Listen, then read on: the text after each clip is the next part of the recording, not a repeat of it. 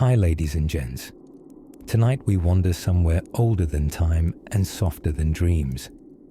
To a place where sandals slap stone floors, candles flicker low, and the only real drama is whether Brother Oswin remembered to feed the scriptorium cat. Welcome to a medieval morning, somewhere in the heart of an English market town that would sound quaint if it weren't for the realistic aroma of damp wool, cabbage stew, and horse-related surprises. The sun, such as it is, hasn't so much risen as reluctantly leaked over the tops of crooked chimneys. The fog is politely staying near the ground, waiting for someone with a broom or divine authority to clear it. But the town is yawning awake, and so is our heroine. Meg, street worker. Not in the modern sense. Please do adjust your petticoats. Meg is what we might kindly call a generalist. She's never met a job she won't do for a halfpenny and some thick crust. Need rushes changed on your drafty floor. Meg's your girl. Dog run off with the last reliable chicken. Meg will drag it back with an apology and a feather in her bonnet. Fetching water, cleaning chamber pots, wrangling geese, keeping small boys from setting fire to the bread oven. She does it all. Meg's home is a single loft above a cooper's shop. The walls lean in like shy churchgoers, and at night the wind gets in not so much through the cracks as through what we generously still call the fourth wall. But it's hers, mostly. She keeps a lump of lavender wax above the threshold to ward off spirits or tax collectors. It works on neither, but gives her something to do with her thumb when she's thinking. This particular morning, Meg is summoned by the high, unmistakable tone of a woman who has just stepped squarely in something warm and recent. Lady Philippa of Dunshallow is already shrieking from atop the cart she meant only to inspect. The source of the offensive squelch is not our concern. What matters is that Meg is already trotting over with the weary grace of someone who scraped 10 too many boots with a twig and a sigh. "Good morrow, milady," Meg says, with a bow that almost seems sincere, if only her apron weren't still stained from yesterday's incident with the pickled fish barrel. "Fetch someone," Lady Philippa huffs, flapping her lace kerchief like one might swat flies or peasants. "I've stepped in, something, and these were my only good shoes." Meg nods, already spinning away. She's not fetching someone. She's fetching water and a clean strip of cloth. Fetching someone usually means fetching a servant, which means Meg would need to fetch herself, and that's a recursive puzzle best left to theologians. As she kneels to delicately clean the noble lady's clearly unsalvageable slipper, Meg drifts into a quiet meditation. Not the divine kind, more the pretend you're at the seaside and not covered in someone else's breakfast sort. It works remarkably well. Once the shoe is somewhat less tragic, Meg receives a bent coin, favour or insult, it's hard to say, and is on her way. The streets are coming alive now. The baker's boy is out, announcing honey loaves warm from the oven, which of course is merely a bold advertisement. The loaves are never warm and rarely see honey, but if desperation were an aroma, it too would roll off these streets with the chimney smoke. Around the corner, Meg helps old Will, the thatcher, climb off a ladder he probably shouldn't have been on given his age and relationship with Mead. She soothes a skittish mule. She retrieves a goose from a thatch roof that none of us want to discuss in detail. She chats briefly with Sister Agnes, who's selling prayer tokens shaped like the Virgin's nose. They're popular among pilgrims with an eye for the unusual. By midday, the clang of the blacksmith's hammer is a lullaby rather than a racket, and Meg has earned 3 coins, a half onion, 2 pats on the head, and one unsolicited marriage proposal from a lute player who has yet to hit a correct note since Ascension Day. At the edge of the green, near the well, Meg pauses. She sips from her dented flask and watches a troop of monks arguing over the metaphysical implications of lost cheese. To be fair, cheese was expensive, and Brother Cedric was prone to hiding it in the reliquary for safety. The sun begins to lean westward now, lounging across the rooftops like a sleepy cat. Meg's shadow stretches long before her as she wanders homeward, dust on her boots, and dreams of a hot meal thinner than the soup she'll actually get. But don't you fret. The night will bring new duties and stranger tales. There's always something, especially when you live a life cobbled together from odd jobs, borrowed boots, and your wit slightly dulled by cabbage steam. So rest easy, dear listener. Meg's day has only just begun, and your eyelids, hopefully, have started to drift the other way. Press that like button before your eyelids press themselves, before the screams of roosters pierce the misty hush of the dawn. Geoffrey, the street worker, stirred beneath a thin woolen blanket that offered about as much insulation as a medieval oath of celibacy, well-intentioned, but ultimately full of holes.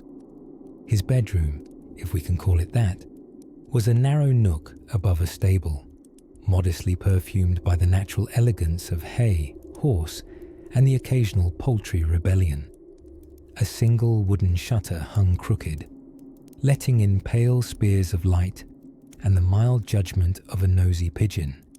That pigeon, whom Geoffrey had named King Clawbird, ruled the eaves with considerable swagger and exactly no rent payments. Geoffrey yawned, stretched, and scratched at a mysterious itch, one of the dozens his medieval hygiene regime so generously offered. Bathing, in this era, was a suspicious activity, akin to witchcraft or organized filing.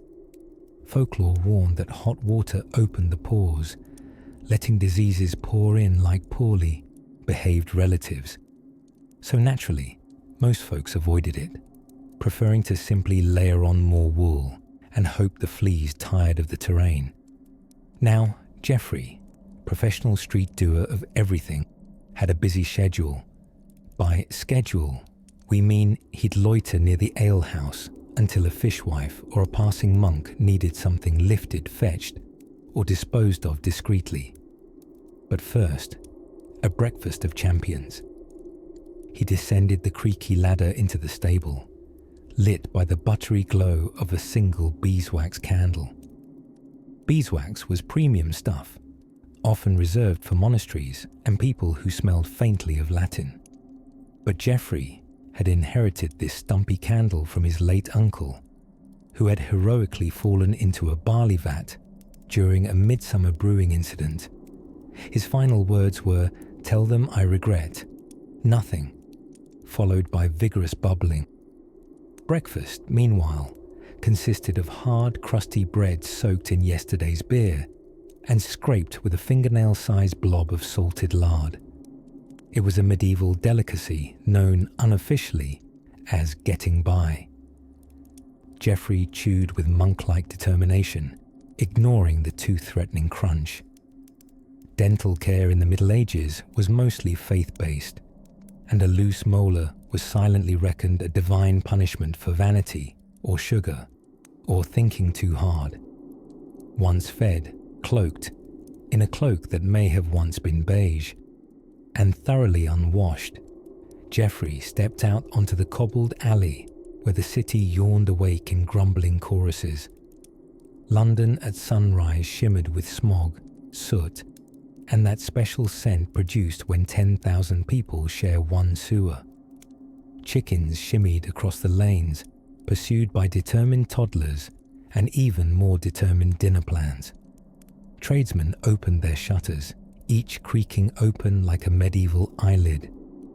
A fishmonger let out his battle cry, something between a herring and a sneeze. An elderly nun accidentally elbowed a baker trying to hoist flour, and her reputation never quite recovered. Geoffrey waved to the lamplighter, who had just finished extinguishing the last torch. The lamplighter nodded, utterly exhausted, having walked all night long with an armful of hope and open flames, a combination frowned upon by both logic and insurance. The steeple bell tolled once. It was the first bell of the day, the one officials used to pretend they were organized. In truth, time in the Middle Ages was more of a gentle rumour than a precise system. The day was divided into chunks: dawnish, laterish, nooning, pre-eveningish, and then it got dark. Today, luck favoured Geoffrey. A nobleman's servant flagged him down by the fountain, the one known locally for aggressive ducks and suspicious bubbles. The errand: delivering a sealed message to the apothecary near St. Mildred's, a walk of approximately 17 sighs and 3 encounters with someone selling mysterious sausages. Geoffrey took the note and nodded with reverent seriousness, as if he didn't intend to read it in the alley the moment no one was watching. The letter smelled faintly of ink and rosemary and secrets, which made it far more interesting than most of Geoffrey's breakfast ingredients. He slipped it into his belt pouch, carefully avoiding a chicken that looked like it wanted revenge for something, and melted into the bustling street. All around him, the day unfurled, mud-slicked and noisy, full of chimney smoke, church bells, and the low hum of countless lives trying their best. And somewhere beyond that winding maze of alleys and apothecaries, a peculiar surprise awaited him, one that smelled of mint, mischief, and mild legal risk. But first, he had to get past the goose. By the time the sun had begun to squint over the jagged rooftops of medieval London, our humble street worker, let's call him Tom, because every third man back then seemed to answer to it, was already on his way to his first job of the day, sweeping muck from the alleyway behind the fishmonger. A task less glamorous than it sounds, and it already sounds like something you'd politely assign to your worst enemy. Tom, wrapped in a cloak that had definitely seen better centuries, took great pride in his broom, lovingly carved from birch twigs tied together with strips of gut that, on warmer days, added their own aroma to the scenery. This was no ordinary broom. Nay, it was the Excalibur of muck-clearing instruments, passed down from his uncle, who had once cleared the path for a royal knight's donkey. A noble beast, his uncle had claimed, though others insisted it was merely a large grumpy goat.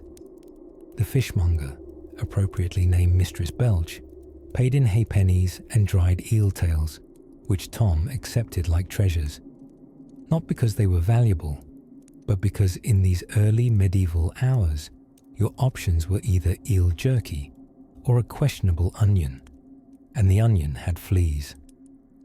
Tom savoured his eel tail with precisely one tooth, leaning on his broom and watching as chickens strutted about like nobles at a poorly organised banquet. City life buzzed around him in a kind of sleepy, smoky choreography. Merchants called out nonsensical prices, children raced through puddles barefoot, and someone was already loudly regretting drinking mead with breakfast. Again, you see, in the Middle Ages, the distinction between morning and still up from last night was thin at best. The taverns, or alehouses, as they were quaintly called, rarely closed. Ale was safer to drink than water, owing to a delightful cocktail of river contaminants and civic apathy. So if Tom's fellow townspeople occasionally sounded like they were arguing with invisible squirrels, it wasn't madness, just hydration. After sweeping the fishmonger's alley, our man moved on to his second appointment, collecting night soil, a euphemism if there ever was one. Let's just say medieval plumbing consisted of gravity, buckets, and an impressive belief in the human nose's stamina. Tom's cart, fondly nicknamed the Pungent Lady, creaked down crooked lanes as he visited households marked with chalk symbols, a code for pickup days, or possibly a reminder to tip your nose plug vendor. This part of the job required a special mindset, not merely the ability to stomach smells that could make a candle crawl away, but a sense of civic pride. Tom, like many waste collectors, wore a badge on his tunic, a wooden medallion painted with a composting pig, symbolizing his role as custodian of the civic essence. No one ever saluted, but sometimes they opened a window. He'd learned to whistle while he worked, usually tunes borrowed from wandering minstrels, or the occasional off-key lullaby overheard through cracked shutters. The city had its own orchestra, really. The clinking of horse trappings, the bark of a mongrel chasing a runaway cabbage, the occasional collective groan when someone announced, "It's tax day." Taxes, by the way, came in more flavors than you'd care to count. Hearth tax, head tax, even a fart fine in some towns for especially enthusiastic flatulence during church. No chorus of Amen could drown out a well-timed trumpet from the pews. But Tom was beneath such things. Not morally, socially. He wouldn't pay taxes. He'd be the reason taxes existed in the first place. Someone had to lift the buckets, sweep the refuse, and make sure the lanes weren't simply swallowed back into swamp and scandal. As midday approached, the sun got cockier, spilling heat onto the city's thatched roofs and fur-lined hoods. Tom found himself outside the baker's windows, soaking in the scent of rising loaves and dreaming of crusts. Bakers were revered, partly because bread was everything and partly because they regulated cheating more than marriage. A baker caught shorting a loaf might end up in the pillory, while the town crier sang about their crimes in iambic tetrameter. This was Tom's favourite stop, not because he received bread, he didn't, or compliments, perish the thought, but because the baker's daughter once, 3 weeks ago, smiled in his general direction. That was practically a proposal back then. He'd even started saving for a second cloak just in case. And so, under the golden haze of midday sun and the hopeful stink of civic progress, Tom pulled his broom cart onward, not to glory, not to riches, but to a quiet courtyard near the tanners, where his next noble journey awaited, wrapped entirely in raw cowhide. By the time the sun stretched across the thatched rooftops, casting golden light on the crooked cobblestones, our street worker, Janin the Cooper's apprentice, had already been awake for 2 hours and counting. Long enough to lose a fight with a broken bucket, rescue a suspiciously sticky pigeon, and accidentally insult the baker's wife by comparing her pies to roof tiles. The morning unfurled with the predictability of a misbehaving goose, chaotic, loud, and prone to pooping at inopportune moments. Now, with his back bent slightly from hauling barrel staves and his fingertips sticky with something, Janin turned his attention to the town square. Ah, the town square, the beating, burping heart of daily life. A haphazard collection of sellers, gossipers, jugglers, and livestock, where the laws of decency gave way to the laws of barter and the occasional goat-on-goat crime. It smelled of charcoal, overripe pears, and hopeful eels. Janin strolled through it all with the weary grace of someone who suspected he might regret befriending a turnip seller the previous week. "Oi, Janin," called out Marjorie from the herb stall, waving a frond of something aggressively green. "Want a sniff of my dill today?" "Not until you get that looked at," Janin muttered kindly, weaving through the crowd with the evasive skill usually reserved for experienced rats or minor nobility late on tax day. Market life in a medieval town was a performance, and every participant had a role. Sellers were part actor, part alchemist, transforming cabbage into royal leafy delights, fish guts into tonic for your spleen, and bread so hard you could repave the road with it into crunchy ecclesiastical wafers. The loudest among them today was Baldwin, the ragman, whose job was to collect old cloth, repair what he could, and shout rhymes that no one asked for. He was cheerily hoarse from proclaiming, "Rags to riches, moth-bit breeches. Trade your shirt, for I don't mind the itches." Janin saluted him with 2 fingers and a shrug, which in medieval body language meant either "good morrow" or "I no longer understand what's happening." Both were equally true.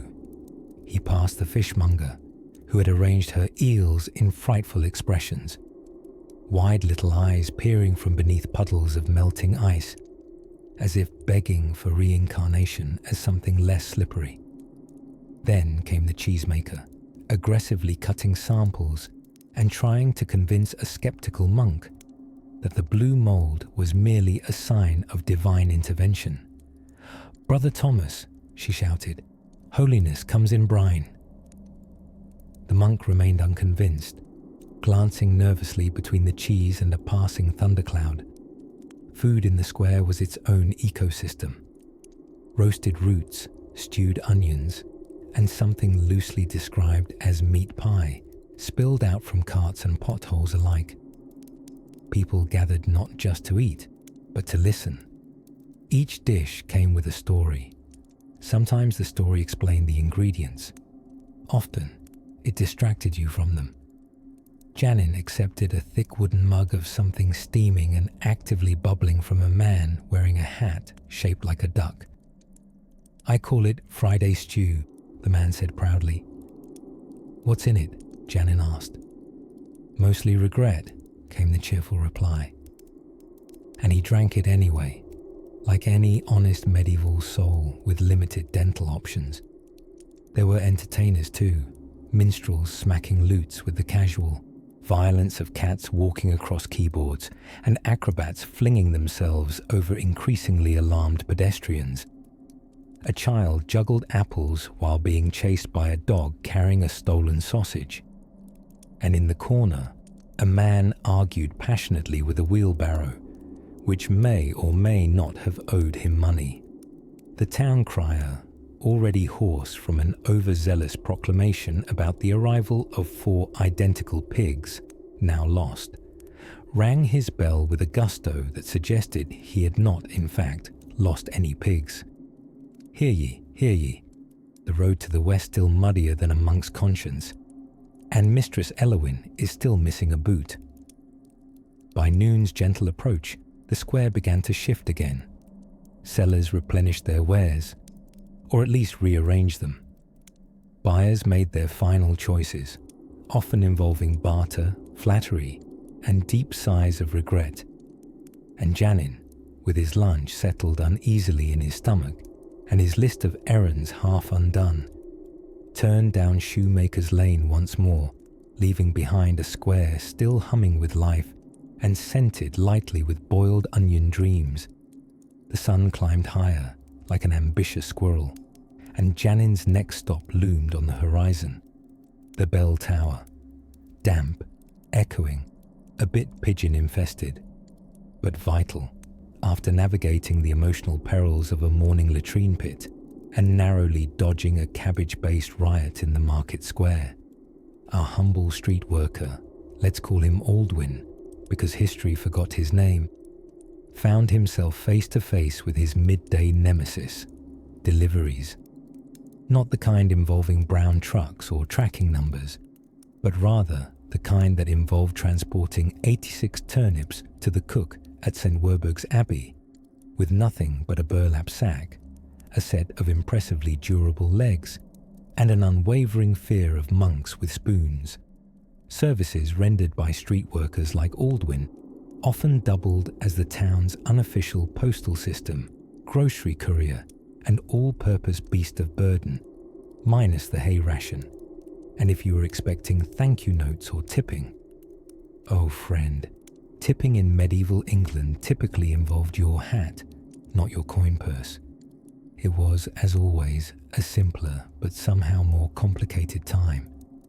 Today's assignment from Mistress Enid's stall required him to deliver a sack of bedraggled vegetables to the abbey kitchens. "Mind the parsnips," she'd said, as if parsnips were volatile. And to Aldwyn, they might as well have been. He'd once seen two monks duel over a rutabaga, and it wasn't pretty, with the splotchy sky overhead threatening a sullen drizzle and the smell of warm fish pies perfuming the breeze with a confidence wildly disproportionate to their actual appeal. Aldwyn trudged along the crooked cobbles. The roads had all the alignment of a toddler's drawing and roughly the same concept of drainage. Every few steps provided a new splash, a new squelch, or a new object better left unexamined. Medieval street workers like Aldwyn were rarely idle. Between deliveries, message runs, errand fetching, and occasionally being mistaken for furniture by over-refreshed knights, they moved constantly. The townspeople depended on them for the smallest of services. If it needed to go from A to B and didn't warrant a cart, it was Aldwyn who bore it. Along the way, he passed through the Tanner's Alley, an area so fragrant it could peel paint, and yet, somehow, people still lived there. The Tanners, bless their nostrils, specialized in turning animal hides into wearable things, which sounds noble until you realize it involves soaking skins in vats filled with a potent mix of tannin, animal brains, and other less glamorous fluids often generously donated by local boys after too much ale. You didn't breathe in Tanner's Alley, you negotiated with the air. As Aldwyn held his breath, a young apprentice clattered past him, carrying a wooden pail that sloshed ominously. That was Rufus, whose full-time job appeared to be making Aldwyn flinch. The townsfolk didn't play practical jokes exactly. They just committed to a lifelong hobby of communal inconvenience, a sort of passive-aggressive ensemble performance art. Approaching the abbey, Aldwyn was momentarily distracted by the town's public notice board. These were rarely read by anyone but pigeons and deeply bored widows, but today, something caught his eye. A parchment pinned with a brass tack fluttered in the wind, declaring a list of upcoming saints' days, a ban on washing dogs in the well again, and a call for volunteers to serve as the town's new weighing official. Aldwyn squinted. Apparently, the last weighing official had misunderstood the role and attempted to weigh sins. He'd since joined a monastery. Shaking his head, Aldwyn arrived at the abbey kitchen, where a red-cheeked cook greeted him as though he were the last crust of bread in a famine. "Oh, you brought 'em. Thought Enid had kept the good ones for herself." Good ones was generous.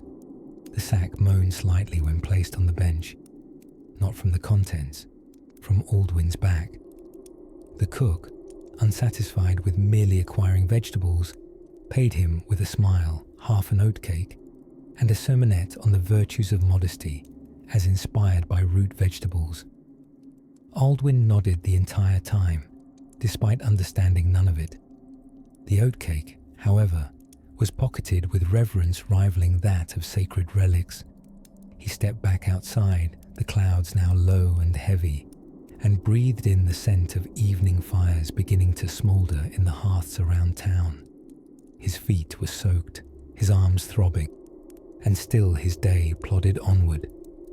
There were candles to fetch for the chandler, a message to deliver to the baker's sister, and most pressingly, an urgent summons to his favourite bench under the chestnut tree for approximately 10 minutes of sitting very still and pretending he didn't exist. With the bells of the abbey chiming a melodious, if slightly out of tune afternoon song, Aldwyn turned his steps toward High Street once again, where new errands, odd requests, and one particularly suspicious goose awaited. Once Edric had finished his humble breakfast of barley porridge, a porridge that had valiantly stood the test of both boiling water and low expectations, he took a moment to lace up his boots. Or more precisely, he tightened the bits of rope that bravely pretended to be laces, wrapped twice around his ankles and knotted in the sort of fashion that made sailors wince. His boots were more whole than leather, and yet, like Edric himself, they held on, determined, practical, and just a little damp. The sun had risen in a reluctant stretch over the village rooftops, casting honeyed shadows over wooden signs and crooked chimneys. The air smelled faintly of dew, horse, and the promise of someone nearby tending to a particularly ambitious dung heap. Edric stepped out into the waking street, clutching the handle of his broom with the kind of purpose that would make a poet weep. You see, Edric was a street worker, not that kind. He was part of a vital ecosystem in the medieval town, the overlooked, underpaid, and occasionally oversung heroes of cleanliness. While the lords squabbled in their manners and bishops hummed tunelessly in candlelit chambers, Edric had a date with the cobblestones. And oh, what cobblestones they were, knobbled, uneven, and somehow always a little squishier than expected. Street cleaning in the year 1384, give or take a plague or two, was no small feat.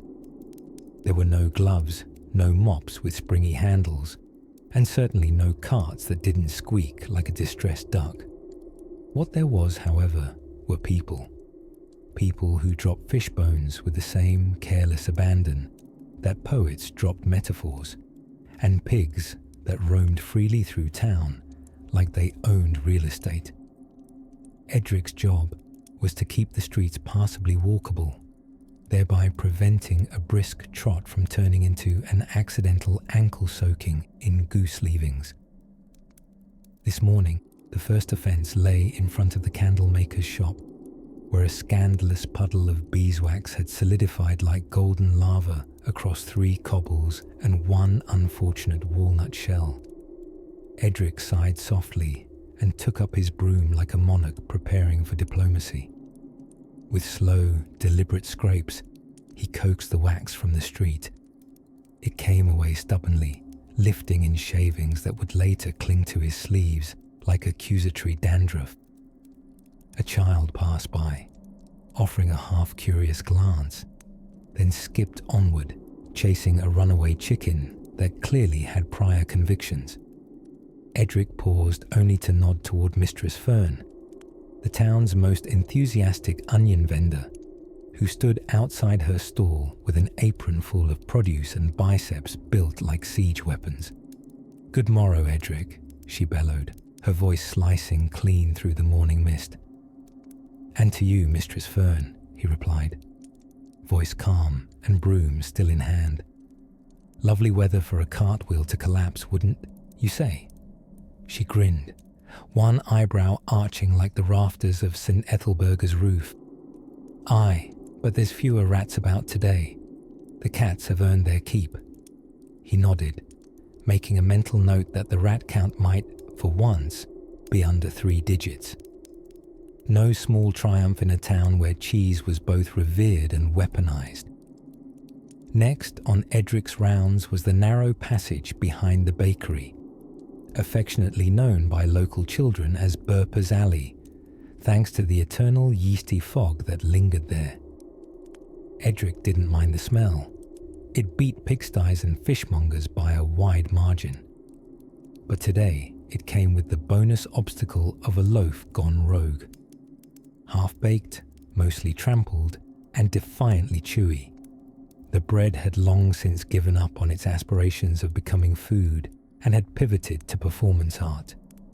He picked it up, gave it a flick, and lobbed it expertly into a compost bin that may or may not have been invented yet. Medieval innovation, after all, often consisted of just putting things somewhere else and declaring it good. Time passed smoothly, like soup on a winter's spoon. Village noises hummed around him. The clang of a blacksmith, the gentle gossip of washerwomen by the stream, the tuneless whistle of a cooper who had clearly never met a scale he liked. And then, as the morning wore on and the sun tilted higher, Edric found himself facing the town's most notorious troublemaker, old Sir Barnaby's spitting goose, Mildred. She guarded the cobblestone fork outside the chapel with righteous fury and a neck that moved like a very aggressive telescope. She hissed. Edric bowed. Mutual respect had been hard won. He stepped around her domain with the caution of a courtier in a scandalous waltz, broom at the ready, but unused. Some battles, after all, were best conceded to the fates. And as he moved on, edging toward the market square, where the daily chaos would soon begin dancing its clumsy jig, the hush gently fell again, promising that even among the refuse of daily life, simple rhythms could still soothe the soul. And somewhere beyond the square, a bell began to ring, slowly, solemnly, calling with its mellow tones, toward the hour when every stomach would start to mutter, just as the bells of St. Swithin's finished chiming the 10th hour. An event marked with the kind of undramatic regularity that would make a monk weep with pride. Our humble street worker, Will, found himself in a most precarious sort of hurry. Not the exciting kind, mind you. Think less medieval Jason Bourne, and more a man trying to cross a muddy street without losing his only pair of shoes. Now, these were not glamorous shoes. In fact, they were less shoe and more strong suggestion of footwear. A gift from his cousin Margaret, who'd fashioned them from discarded leather scraps and the sole of an old ale barrel. Slippery in the rain, noisy on cobblestones, but better than frostbite, which was really saying something in a time when chilblains were considered a normal part of one's personality. Will tiptoed along the edge of the lane, narrowly avoiding a particularly argumentative goose and the aftermath of what could only have been a very distressed horse. His destination, Mistress Glenda's cart, a sort of roving panopticon of domestic miscellaneousness, buttons, needles, thimbles, yarn in suspicious colours, and, why not, pickled onions. Whatever you wanted, provided you didn't mind it being slightly damp and smelling faintly of parsnips. Mistress Glenda wasn't just a trader of trinkets. She was the gossip nexus of the entire lane, with ears sharper than the points of her knitting needles. Will approached cautiously, for he knew that a mere inquiry could result in a full audit of his private affairs. "Ah, Will," she said, with a voice like a tea kettle just before it boils. "Looking for a new scarf or trying to find that lost dignity of yours again?"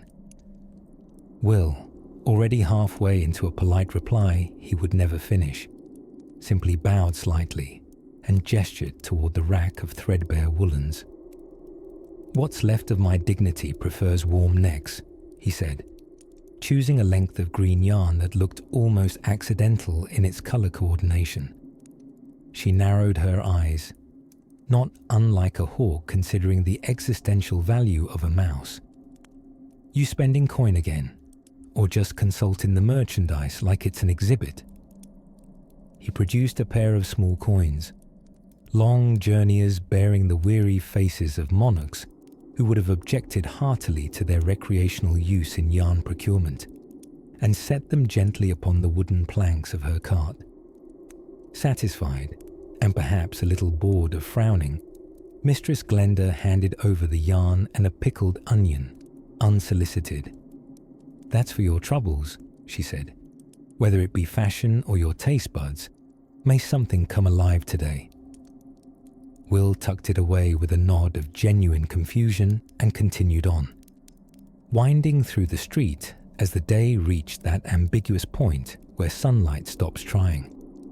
The air took on that greyish chill that feels like an old wool blanket, slightly itchy, undoubtedly damp, but somehow comforting. Chimneys began to gossip with the wind, and a faint stew smell wafted from doorways that could have certainly used stronger locks if they had anything truly worth stealing. Soup, by the way, was the great leveller. Whether noble or knave, you were going to have soup. It would be tepid, vegetable forward, and contain at least one surprise ingredient. Sometimes that surprise was turnip. Sometimes it was a bit of wire. Either way, chew carefully. Will passed by the cooper's workshop, where someone was swearing rather eloquently at a barrel. The language was vivid, even by medieval standards, and Will made a mental note to enroll the man in sermon school, should they ever found one for the gloriously profane. At last, he arrived at his most profitable post, a modest corner near the east gate where foot traffic was generous and the competition thin, primarily because most vendors couldn't stomach the proximity to the tanner's shop. But Will, ever modest in ambition and nose, found opportunity there. A few townspeople loitered nearby, marveling at a travelling performer attempting to juggle spoons while reciting Psalm 23. It wasn't particularly impressive, but in a town where onions were currency and laughter was sometimes taxed, such delights were considered nearly spiritual. Will laid down his bundle of goods, preparing to display his wares on a slightly warped wooden tray he'd liberated from a firewood pile weeks ago. With half-frozen fingers and considerable ceremony, he began arranging pieces of charcoal soap, wool skeins, tin spoons, and a small hand mirror, likely smuggled from someone's boudoir in York. And just as he reached for the pickled onion Mistress Glenda had pressed upon him, perhaps intending to hang it as a whimsical charm, it slipped from his hand and rolled slowly, with precise indignity, into the path of a passing priest. There wasn't much to be done but brace, and perhaps apologize inventively. But that, dear dreamer, is a tale best unfurled very gently. Just beyond the bend, the sun, though bashful behind a patchwork of thick English cloud, had finally stretched its reach into the muddy seams of Chiselgate Lane, prodding the town's stomach into growling for lunch. By midday, our faithful street worker, whom the town sometimes called Meg or Magsy, or in one not-so-flattering moment, Oi You with the broom, had just finished her third cobblestone emergency of the day. This one involved an impromptu latrine leak, a rogue piglet, and a trio of monks who swore they'd seen the devil scramble past their sandaled feet. "Just the goose again," Meg muttered comfortingly, stomping the broom's bristles with her heel to shake out the goo. Named him Beelzeboink. All in a morning's work. As the bells of St. Cuthbert's tolled 12:30, the clapper stubbornly stuck on the upswing, the flurry of morning buyers gave way to the slower village promenade. Housewives hovered near the fish stall, debating the theological implications of haddock. A group of playing children hurled dry dung discs with surprisingly competitive rules. And two elderly veterans, Sir Wilfrid and Lord Berkeley, had, for an unprecedented 18th afternoon, resumed their timeless chess match in the square despite neither of them remembering the rules. Meanwhile, Meg leaned against her broom, a broom that, incidentally, had seen so many repairs it was currently on its 6th handle and 4th brush head, known affectionately as Mobbeth. She pulled from her satchel the real prize of the day, a hardened bread heel wrapped in a page of an abandoned Bible translation. The translation was from a scribe who, legend says, tried to add dragons to the book of Job before being politely disinvited from the monastery. Meg sat on the edge of a barrel, tilted just so, watching the town shift hearts and smells with the breeze. Street work, contrary to elegant chronicles of knights and nobles, wasn't always about sweeping horse droppings and dodging poultry politics. It was the art of noticing. Beneath the stale cabbage steam and church gossip swirling in the lane, there pulsed a rhythm only those with mud on their boots could feel. There was the baker's cough, wet and rising, likely that flour lung again. She made a silent note to bring extra mint sprigs from the herb seller, who wore so many pouches on her belt she jingled like a tavern minstrel. There was the sweep of new red dye across the tanner's apron. A fresh batch, possibly stolen cochineal, possibly imported, but highly likely, judging by the tanner's pinched expression, marred by his cousin dropping a rabbit in the pot by accident. And then there was young Otwin, the apprentice cooper, stumbling through the street backwards, carrying a barrel twice his size. He was steadily pursued by a small dog wearing a pilgrim's hat, which had been taken from a statue outside the chapel. Again. "Otwin," Meg called, adjusting her bonnet against the wind. "You know you need a license to race a barrel." Otwin paused, blinked and laughed. "He's chasing me." "Is he? Or is that hat chasing justice?" she said, smirking as the dog barked once, triumphantly. She turned her head just in time to spot a curious figure, a new arrival to town.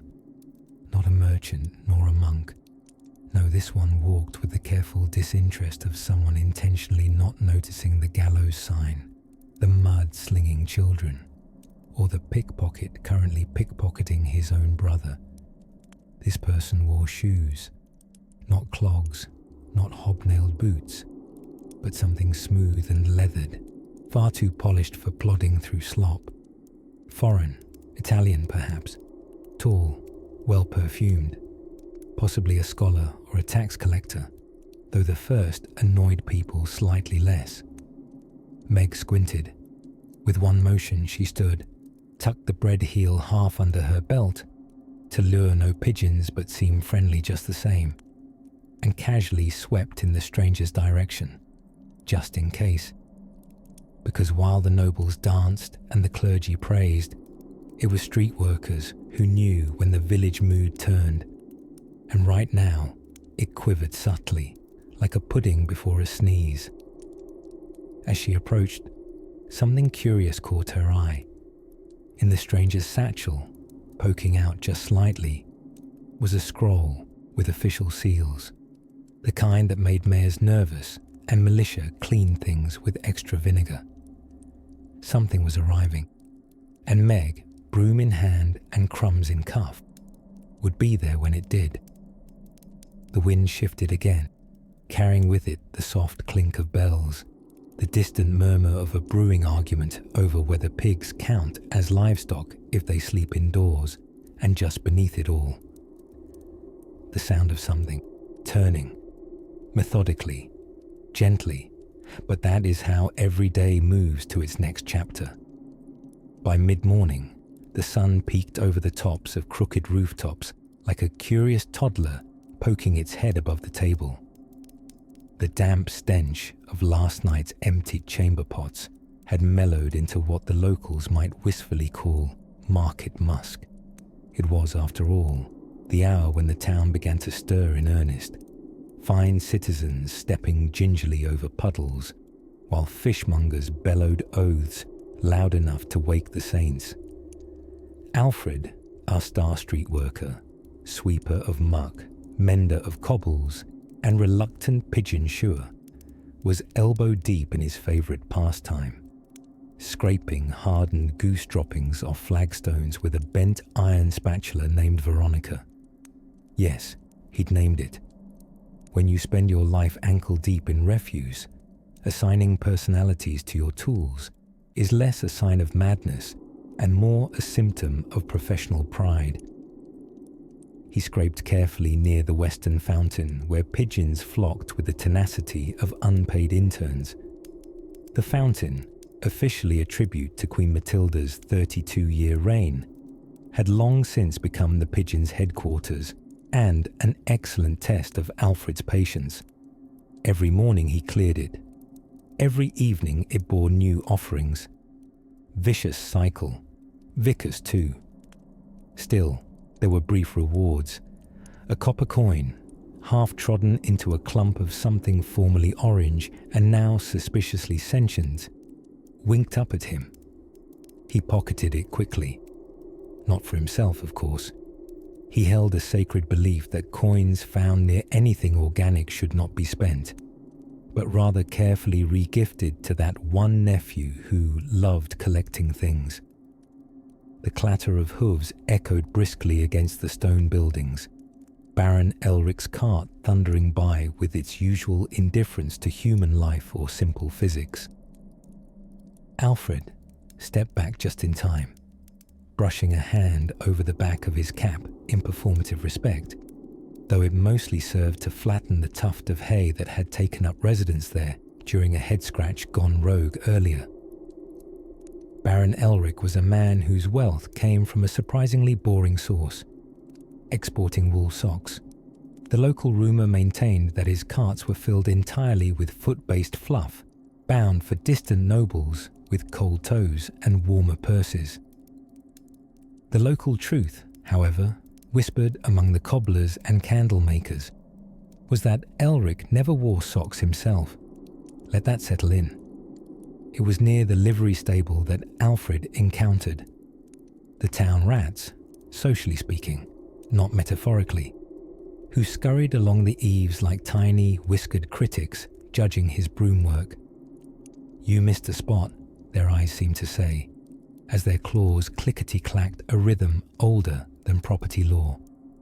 He offered them a mock bow as he passed beneath. "Gentlemen." Above him, someone emptied a chamber pot with the reckless abandon reserved for the blissfully oblivious. With cat-like reflexes honed by years of similar ambushes, Alfred took a swift step to the left, narrowly dodging the airborne stew. A new apprentice working beside him, young, freckled, and still optimistic, had not yet developed the instinct. Alas, his shriek echoed down the alley like a lute being strangled. Alfred handed him a rag. First rule, never trust an open window, or a silent one, or any building at all, really. The boy nodded, eyes wide with the sort of trauma that usually required both therapy and soap. They paused near the bakery just as warm, sweet-smelling air wafted through the grimy lanes like a benevolent spirit made of butter. Alma the baker had cracked her oven doors to cool a new batch of honeyed rolls, and Alfred, struck by the smell, and perhaps by childhood memory or hunger, closed his eyes just briefly. Smells were the chapel bells of the street. They marked time better than roosters or relic-bearing archbishops. Fresh bread meant it was nearly noon. The sluggish chime of the cathedral bells followed a few moments later, confirming what his nose had already told him. The boy, wiping unspeakables from his tunic, sniffed hopefully. Alma tossed them a half-burned bun, and Alfred accepted it with a flourish, like it was a gift from Olympus. "Never underestimate the power of a slightly singed carbohydrate," he murmured, tearing it neatly in two and handing the bigger half to the boy. "Char saves lives." As villagers bustled toward midday bargains and the clamour of coin and conversation rose like steam, Alfred leaned on his broom and gazed toward the town square. A knight was trying to parallel park Adestria. A cluster of nuns argued over the freshness of turnips, and old widow Tamsin had taken up her daily post, counting everyone who passed as if it were a sacred duty rather than just exquisite nosiness. The boy asked, "What comes next?" Alfred smiled. "Lunch, if we're lucky. Trouble, if we're not. Sometimes both in that order." And with that, they turned toward the square, where the real work and a bit of mischief awaited as the bells of the Abbey Tower snuck in a ninth clang. Our humble street worker, let's call him Thomas, though it's entirely possible his name was Wilfred or even Hodge, was nearing the halfway point of what could politely be called a workday, and less politely, a dramatic exercise in avoiding actual work. By now, the morning fog had slouched away like an overworked mule, and the streets of the medieval town had warmed with sunlight, or at least attempted to. The sun in this part of the world could be a bit of a gossip.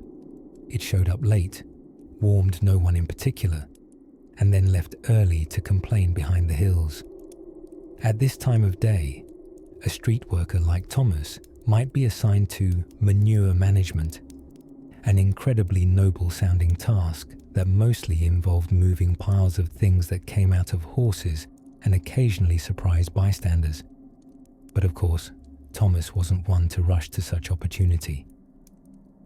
That brand of unpleasantness was for boys who hadn't yet discovered the seductive art of lingering. Thomas had mastered the medieval art of loafing, a craft which, though rarely taught, was endlessly practiced. He meandered along the main alley that curled behind St. Agnes's Bacon Market, so named because it always, however unfairly, smelled like pork. Here, he paused to tie a leather cord that didn't need tying, leaned against a wobbly timber post, and began what he liked to call public supervision. Public supervision, in this case, involved watching a young fishmonger's apprentice chase a runaway eel, a scene equal parts theatrical and moist. The eel, which had started the day in a barrel marked wholesome catch of the day, was having what could only be described as a second wind. Slipping through muck and legs alike, it slalomed down the cobbles like a wet, rebellious noodle. Seeing a crowd form, Thomas nodded sagely and muttered something indistinct like, "'Tain't right what they feed eels these days." A nearby onlooker, too tired to argue or too polite to admit he hadn't understood, just nodded solemnly. Now, as relaxing as eel watching can be, Thomas knew there was still one task he couldn't postpone. Midday was approaching, and that meant the water wagon would pass through the square. As part of his duties as town piping supervisor, a title invented on the spot to avoid shoveling duties, Thomas was expected to assist distribution. In reality, this meant escorting the wagon while gently reminding children not to crawl into it. In those days, water was rarely trusted straight from sources. The town's lead pipes, blessedly few, yet still ambitious, led from communal cisterns down into barrels on carts, pulled by ponies who looked like they had dreams of theatre. These barrels were rationed with a ladle, or what amounted to half a ladle if the distributor was having a bad month. Thomas met up with the wagon at the bottom of Crooked Lane. The distributor today was Madge, a formidable widow who had been delivering barrels since the reign of Edward II and swore like someone who remembered every monarch personally. "Don't let 'em dip their own cups, Tom," she barked. "Little ones got hands dirtier than a bishop's purse." Thomas gave his most solemn nod, the kind that suggested he both understood and profoundly agreed, even if he hadn't quite heard. The ritual of rationing commenced. Housewives lined up with their buckets, tankards, and hollowed-out turnips. Children held out grimy hands until Madge waved them off. "Tell your mum I know what grasses taste like, and that ain't tea," she muttered at a boy holding an oddly leaf-scented jug. Meanwhile, street workers like Thomas had a duty to maintain the queue. That's what it said in theory. In practice, Thomas simply strolled up and down the line, offering vague reassurances like, "Nearly there, my duck," and "She's got a kind hand," that Madge, both of which were only partially true. By the time the final quarter barrel had been doled out, the afternoon sun had reached the angle known as time for a sit, which every tradesman knew instinctively. Thomas brushed a non-existent speck from his jerkin and wandered toward the shadier end of the square, where the stone bench was warm but not baked, and the company was mostly asleep. He sat down to rest the only truly weary part of his body, his enthusiasm. Somewhere in the near distance, the blacksmith's hammer rang out like a serene heartbeat, and the wind carried scents of rosemary, charcoal, and that mysterious sweet smoke that seemed to hover only in towns built before the idea of air pollution had been invented. His eyelids, ever loyal servants of laziness, began their quiet descent. Soon, it would be time for his next task, or at least time to think very seriously about doing it. As twilight began to drape its lavender shawl over the cobbled lanes of our medieval town, the air changed character. The street workers, the weavers, coopers, fishmongers, rat chasers, and dung collectors shifted from grinding survival to something softer, hushed, even slightly theatrical. Dinner scraps were flung to dogs with casual generosity. Children's shrieks drifted off like mist, and candlelight began to flicker behind shuttered windows in an uneven Morse code of domestic life. Our street worker, who by now has amassed a fine collection of splinters in both hand and temper, pauses to lean on their broom as the evening bell tolls once, twice, and distinctly out of tune. The bell ringer, Harold, is nearsighted and occasionally gets carried away, so the hour is a matter of interpretation. But roughly, give or take a goat, it is supper time. Now, you might expect supper in medieval times to be a grand affair, heaping trenchers, roast beast, and someone singing in Latin. Let's lower the drawbridge on that expectation. For the street worker, supper is more of a well-earned truce with hunger rather than a feast. Tonight's menu? A dense rye crust that might politely describe itself as bread, a heap of boiled onions that have travelled several philosophical stages beyond crunchy, and a small wedge of mystery cheese wrapped in last week's wool. The cheese, not unlike some elderly cats, smells strangely sassy, but is still respected as a source of protein and, possibly, divine intervention. They eat squatting near the communal fire, shared with 2 washerwomen and an apprentice tinker who has spent the day arguing with a mule. Conversation is sparse, not out of rudeness, but practicality. Mouths are busy, and brains, frankly, are too tired to sculpt words with much purpose. Occasionally, someone comments on the suspiciously low number of pigeons in the market today, or observes that the butcher has a new hat, which is the kind of breaking news that turns heads. As the fire crackles and turns its shapeless shadows against the stone, a wandering peddler shuffles through, his cart wheezing with trinkets, chipped combs, and a small jar of dried leeches optimistically labelled moisturizing. He hums a tune that might once have been French, and now is something else entirely. He offers the street worker a bootlace, some thyme, and a flirtatious wink. Nothing comes of it, but the wink is appreciated like a compliment from a clever ghost. The street itself begins its transformation into the medieval nightscape, which is just like the day, except darker, louder in a weirdly specific way, and with a higher proportion of philosophical cats on rooftops. Lanterns, gloriously unreliable, are lit by lamplighters who, in most cases, look like the very flame might outrun them. Slop is tossed from windows with the traditional shout of "Gardez l'eau." That's French for "watch out for the water." Though this water is best described as ambitious soup, the street worker has long mastered the art of dodging airborne peasantry stew. It's all in the knees. Satisfied from their humble supper and their equally humble daily achievements, such as not falling into any accidental ditches and only getting yelled at by 2 reeves and a nun, they brush the crumbs from their lap and stretch out their sore limbs like a yawning gargoyle. Nearby, an old lute player begins to strum a haunting tune poorly remembered and never fully learned.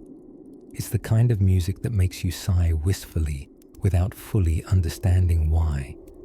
And as the first stars wink awake above the thatched roofs and the gabled houses exhale the last warmth of the day, the workers along the street drift into that peculiar medieval version of relaxation, equal parts resignation and resilience. Some recite half-remembered prayers, others sharpen blades or mend socks using absolutely whatever thread they can find, including, on one occasion, horsehair, which was durable but unreasonably judgmental. Our faithful street worker finally makes their way home, or what passes as home, a modest corner in a shared hovel, warmed by breath and leftover body heat. They curl into their pile of cloaks and straw, pull a single woolen blanket over their knees, and glance fondly at the rat that resides in the corner. His name, unofficially, is Sir Nibbles. He's been a lifelong tenant, and they've reached something resembling détente. Outside, the wind whispers secrets of trades and treaties through the timber beams. Inside, the steady rhythm of snores begins to echo through the walls like low, cozy thunder. And just before sleep claims them, a faint sound approaches from the far end of the lane. Hooves, slow and deliberate. The street worker blinks, eyes wide in the candle-tinted gloom. The night watch, or something else. Let us drift a little closer. As the sun reached the lazy middle of its arc, the streets of the medieval town grew busier with a kind of chaos that only fermented cabbage and livestock anxiety can cause. There's something oddly soothing about the midday bustle of a medieval street. The clatter of wooden cartwheels wobbling over cobblestones, the distant wheeze of a chimney sweep trying to sell second-hand soot, and the unmistakable hum of hurried barter. Our street worker, the ever-resourceful Tom, paused near the well to wet his lips and swap a word or two with Agnes, the water carrier. Agnes, built like a barrel but twice as dependable, was the kind of woman who could silence a town crier with one lifted eyebrow and whose gossip travelled faster than the plague. She drew water with the authority of a crusader unsheathing a sword, and no one questioned her technique, not even the well. "You hear about Dame Elsbeth's goose," Agnes muttered, sloshing water expertly into a clay jug. "Gone. Vanished. Some say it was a fox. Others say it simply got sick of the sermons and ran off to join the minstrels." Tom nodded solemnly, as one should when confronted with avian wanderlust. Likely it's seeking enlightenment, or soup. The midday hours, while brighter, did not promise ease. With the townsfolk emerging from their hearth-cozy dens in search of bread, gossip, and minor altercations, the streets came alive in a way that made street work a careful dance. Tom had to navigate everything from chamber pots flung with questionable enthusiasm to street performers who considered boundaries a personal insult. Down by the shoemaker's lane, Tom was tasked with fixing a broken guild sign, a creaky, centuries-old emblem of a boot with more character than structural integrity. As he climbed the ladder balanced precariously on 2 flagstones and a philosophical chicken, he took in the view, a world stitched together with wool, wood, and willpower. There was something oddly poetic about medieval signage. Most citizens couldn't read, so shopkeepers relied on pictures, crudely painted but fiercely proud. The shield of the barber showed a red and white pole, which, incidentally, wasn't about peppermint, but a reminder of haircuts, bloodletting, and possibly minor exorcisms. Meanwhile, the tavern sign boasted a frothing mug with eyes. No one knew why, but everyone agreed it had seen too much. Tom secured the boot with a hammered-in nail and a whispered prayer to St. Crispin, the unofficial patron saint of tender souls and tender souls. With that, he descended the ladder like a cautious cat, ready to face his next civic entanglement. By this point, the smells of roasting meats and overcooked turnips were drifting through the town like overbearing aunts. Lunch, or what the townspeople called dinner-tide, was a noisy, smoky affair. Most folk ate with their fingers and tremendous optimism. Bread served as both plate and utensil, and most meals featured a sort of pottage, a slow-steamed mixture of yesterday's ingredients and tomorrow's regrets. Tom sat briefly on a low stone wall beside the scrivener's shop, tearing a piece of rye loaf baked to a density that could withstand a siege. Nearby, a troupe of players rehearsed for an upcoming mystery play. Their version of Noah's Ark had taken some creative liberties, including a subplot in which the unicorn overslept and a side character ominously named Dave. The players argued over theology, costumes, and whether chickens counted as comedic relief. The town priest wandered by, looked vaguely alarmed, then kept walking, which, in ecclesiastical terms, was a glowing endorsement. Eating in the open was how people learned news, swapped yarns, and developed a high tolerance for dust. As Tom chewed, he listened. A friar was warning a baker about sinful pastries, a tanner was threatening to move to York, and a small boy was repeatedly shouting the word pickle for reasons no one could determine. With the sun edging westward and shadows glazing the alleys in coppery yawns, Tom wiped crumbs from his tunic and stretched his arms.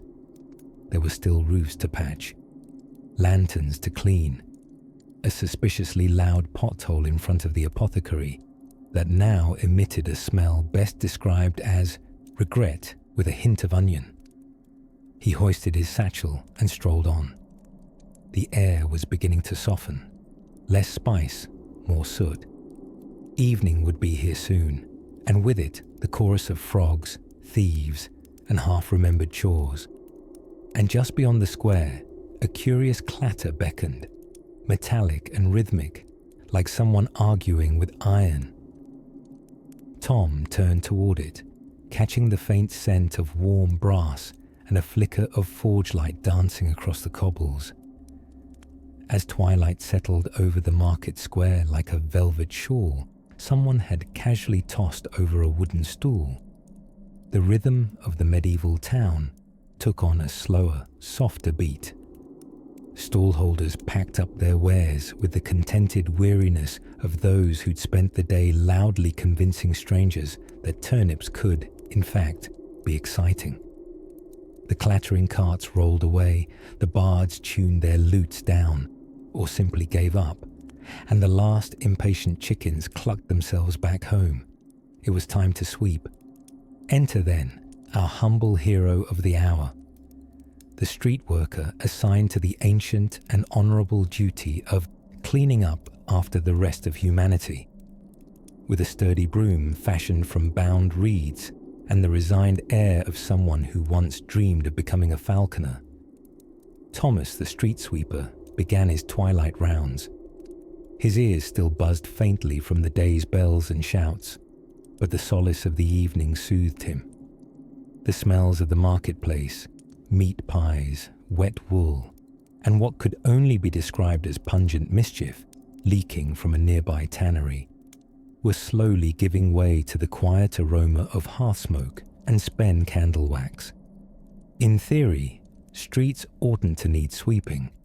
After all, there were far less cobbled boulevards than most movies would have you believe.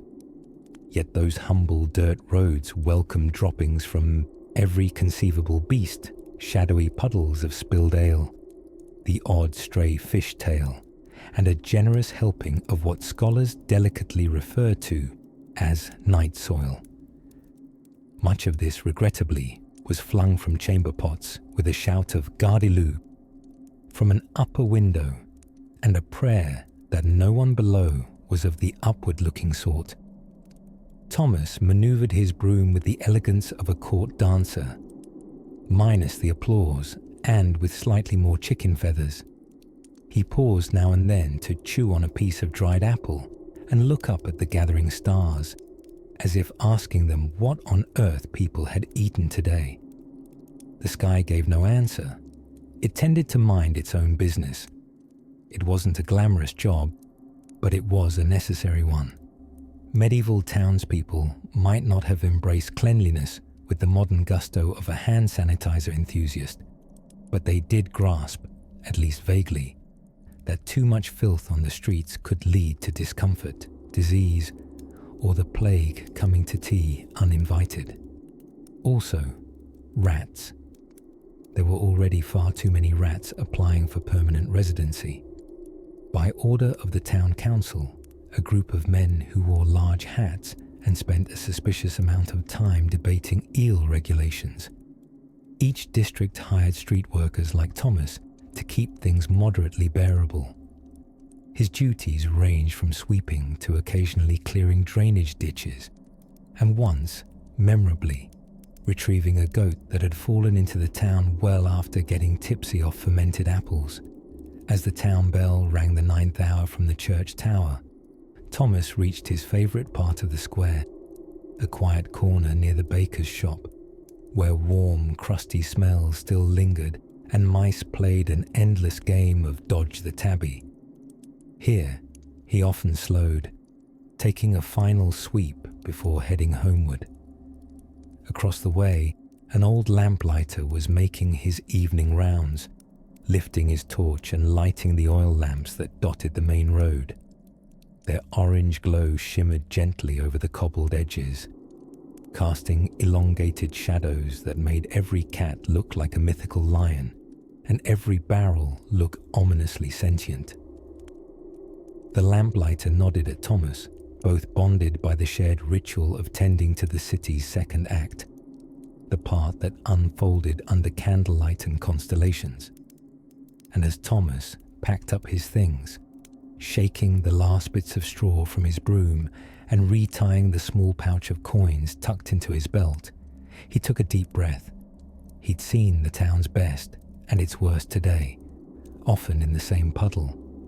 It was a strange sort of rhythm, a dirty sort of honor, but an honest one. He started his walk home, stepping carefully to avoid what he had just cleaned. Lanterns flickered in the windows. Laughter, soft and muddled by thick wooden walls, floated from nearby inns, where fire-warmed ale awaited. The stars blinked lazily overhead, whispering their ancient lullabies. And just as Thomas turned onto a narrower lane, where crickets were holding their nightly rehearsal and smoke spiraled sleepily from chimney tops, something unusual caught his eye. A parchment nailed to a post, its edges curling with intrigue and dampness. Now, what could that be about? It was just past noon, and the sun hung overhead like a bleached coin someone had forgotten to spend. Our friend, the humble medieval street worker, part cart pusher, part messenger, part unwilling participant in daily civic chaos, was finally about to take their lunch break, which, in medieval England, meant sitting on a stair-step and pretending not to notice the rats enjoying theirs under the same table. Lunch, for most humble townsfolk, wasn't much of a grand affair. There were no cafes, baristas, or meals that came with little wooden forks. Instead, you'd have what was handy. Maybe a heel of rye bread, aggressively chewy and possibly older than certain saints. Possibly a bit of cheese, softly sweating in the sun, made by someone whose experience in hygiene was mostly theoretical. And if fortune favoured you and the market hadn't been picked clean by sharp-elbowed nuns and fast-knuckled peddlers, a single, glorious boiled egg. Our worker unwrapped their lunch from a bit of cloth that had once been white. In an age where laundry soap was more concept than commodity, and looked toward the marketplace for entertainment. This was the medieval version of scrolling. From their perch, they could spy an herbalist selling dried mystery leaves with enthusiastic mumbling, a baker attempting to construct a pie the size of a helmet, and a man who claimed to talk to pigs, which, to be fair, made him one of the better conversationalists in town. Naturally, as with many crowded towns, lunch did not mean peace. A distant bell rang, clangy and confused, announcing the arrival of something people would only pretend to care about. Maybe an edict from the mayor, or the lost return of someone who'd gone to Wales and bravely come back, with nothing but a suspicious cough and a story about sheep. But lunch had to pause. Duty, like a slightly bossy breeze, called again. A woman burst into the market square. Red in the face, bonnet askew, shoes flapping behind her with furious urgency, she waved at our worker. "You, runner, to the scribes, now!" And so, with bread still in cheek and cheese still developing more flavours, off they went again, weaving through the throng with the unique grace found only in those who know exactly how to dodge a fishmonger's elbow. The message? Urgent, as always. Her husband accused of stealing 3 turnips and a look from the neighbour's wife. A scribe must be found to draft a defence, partially in verse if possible, for the local court loathed dullness as much as theft. Our worker jogged into the scribe's alley, a shadowy ribbon of street that always smelled faintly of ink, damp wool, and unresolved deadlines. The scribe, Sir Benedict of Parchment Lane, title self-awarded, was hunched at his desk in a hat that would impress 0 birds. He accepted the request with a sigh, only achievable by men who had recently spilled ink on themselves. Again. Message delivered, the runner Courier Street ambassador retreated, not for lack of interest, but because one liked to avoid getting invited to accidentally testify. Returning to their seat beneath the alehouse awning, they finally resumed their sandwich-like creation.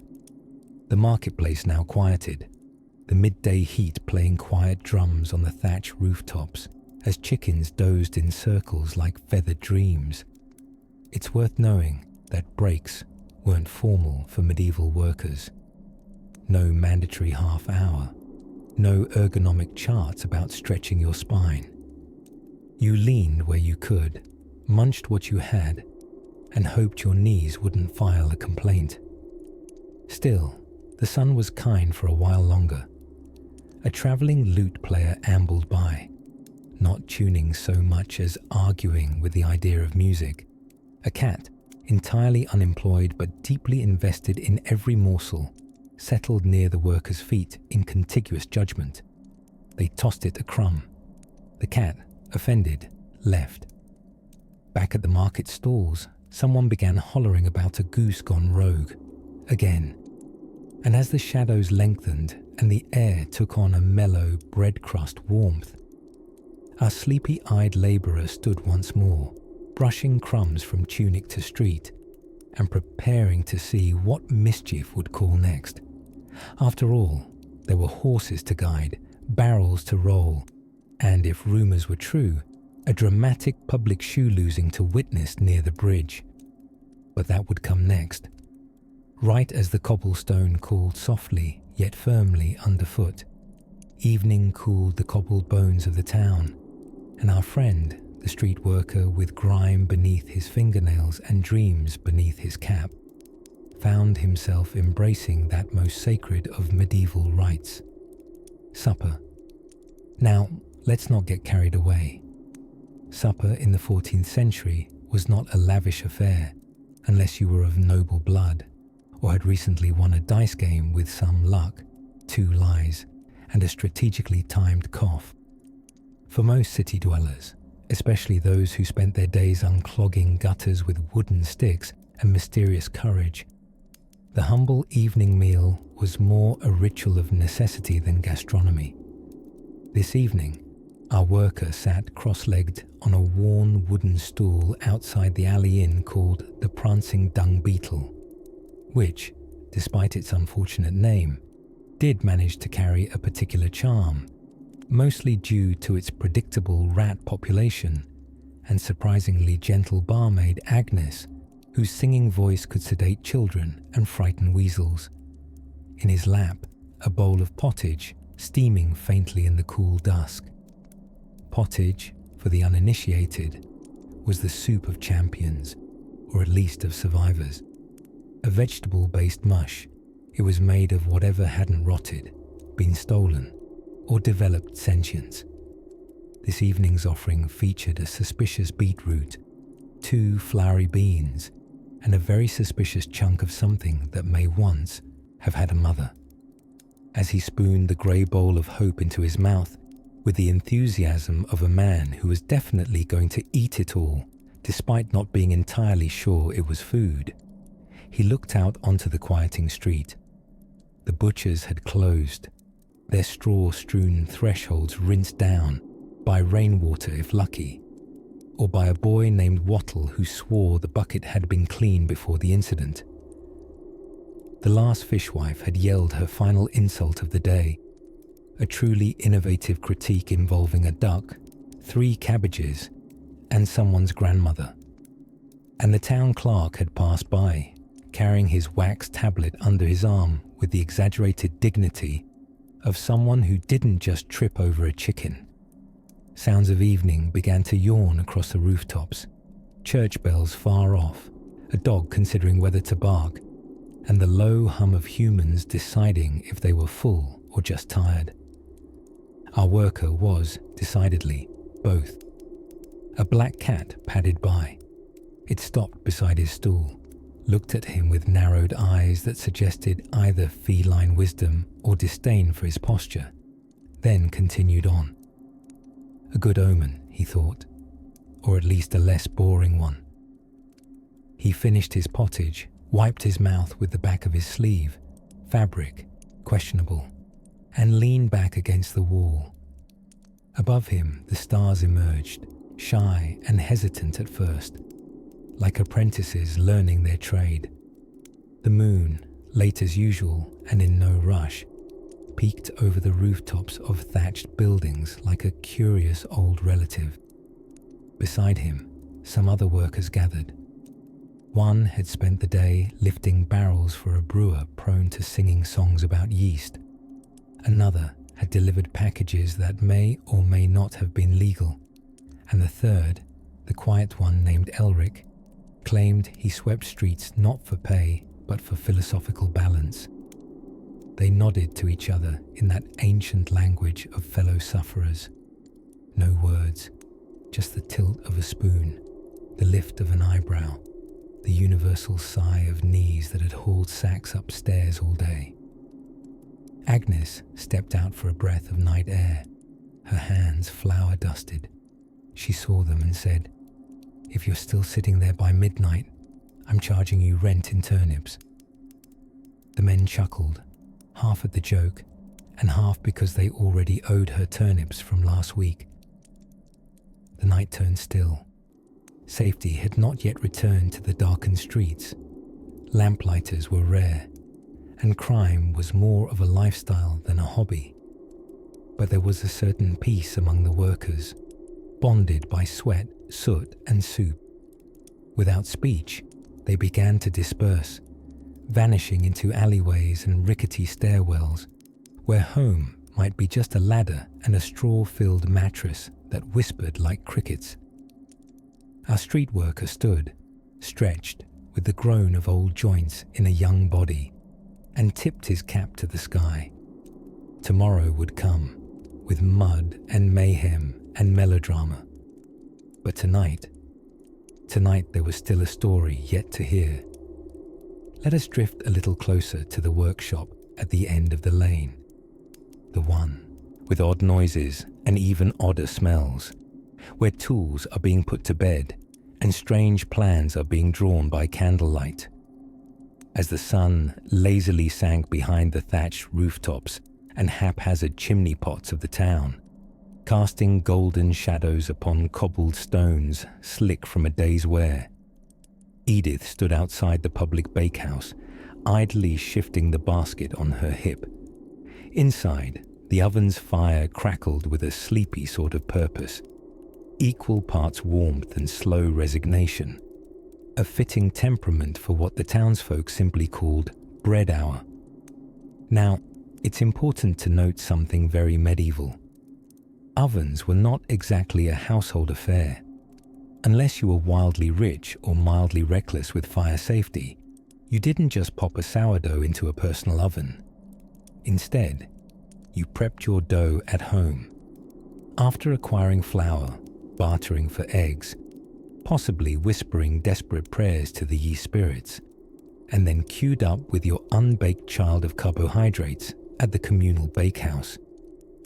The baker, whose job was not so much to shape loaves as to navigate the delicate social ballet of not overcooking Lady Mildew's rye plat while dealing with Arnold's suspiciously shaped buns, would then do the baking en masse. Edith, being more diplomatic than most, had mastered the subtle art of bakehouse politics. She always let old Frida go ahead, because old Frida had opinions sharper than her elbows. And she never questioned Walter about his oat loaves, despite the fact that they bore more resemblance to bricks than bread. In return, she was often allowed to put her rolls near the front of the oven, where the heat didn't lick quite so aggressively. A small mercy, but in medieval times, small mercies were practically currency. Bread, of course, wasn't just bread. It was sustenance, status, and occasionally, when left too long, building material. The wealthier townsfolk enjoyed white bread, a refined loaf made from well-sifted flour and as soft as a gossip's whisper. Edith's daily bake, however, was the browner, sturdier fare, a sort of chewable sermon about humility and dietary fibre. Still, it filled the belly and kept the teeth honest. While her batch browned in the oven's cavernous mouth, Edith leaned against a post and took in the rhythmic sounds of the evening. Laughter from the nearby taverns spilled through its half-shuttered windows, a melody of slurred compliments and debated debts. Somewhere, a lute made a gallant attempt at a love ballad before giving up entirely. The hens in the alley next door argued bitterly about the pecking order, as they had done every evening since time immemorial. A waft of fresh baking moved through the square, carried by the same breeze that shuffled the aprons hung from neighbouring windows. There was something almost religious about the scent. It was peace, patience, agriculture, and community all in one humble note. For a moment, time sauntered, and the world felt softer around the edges. Inside, the bakehouse. The baker turned the loaves with his long-handled peel, his eyebrows lifting in solemn approval, as Edith's rounds achieved a perfect mottling of cracker crust. She smiled and began to hum an off-key lullaby without realizing it, her voice folding into the crackles and clatter of dough becoming dinner. When the loaves were retrieved and re-basketed, warm now, steaming gently, they weren't just food. They were a symbol that the day had been endured.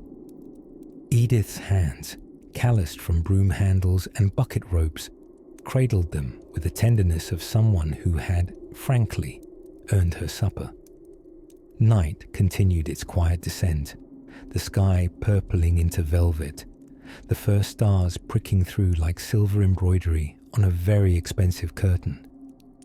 A few townsfolk lit their lanterns, and the heavy scent of wood smoke curled through the streets like a cat with nowhere particular to be.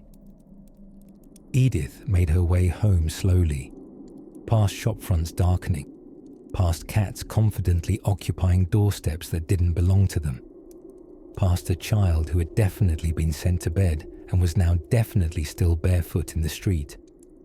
She nodded politely to the gargoyle perched above the apothecary, an evening ritual, and reached her own crooked doorway just as the church bell, ever slightly ahead of true time, tolled the hour in a half-hearted clang.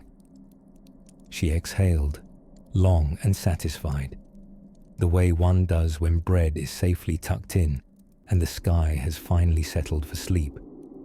But just as the door creaked closed behind her, a sudden knock echoed from the far end of the lane, an urgent thump, breathless and unfamiliar.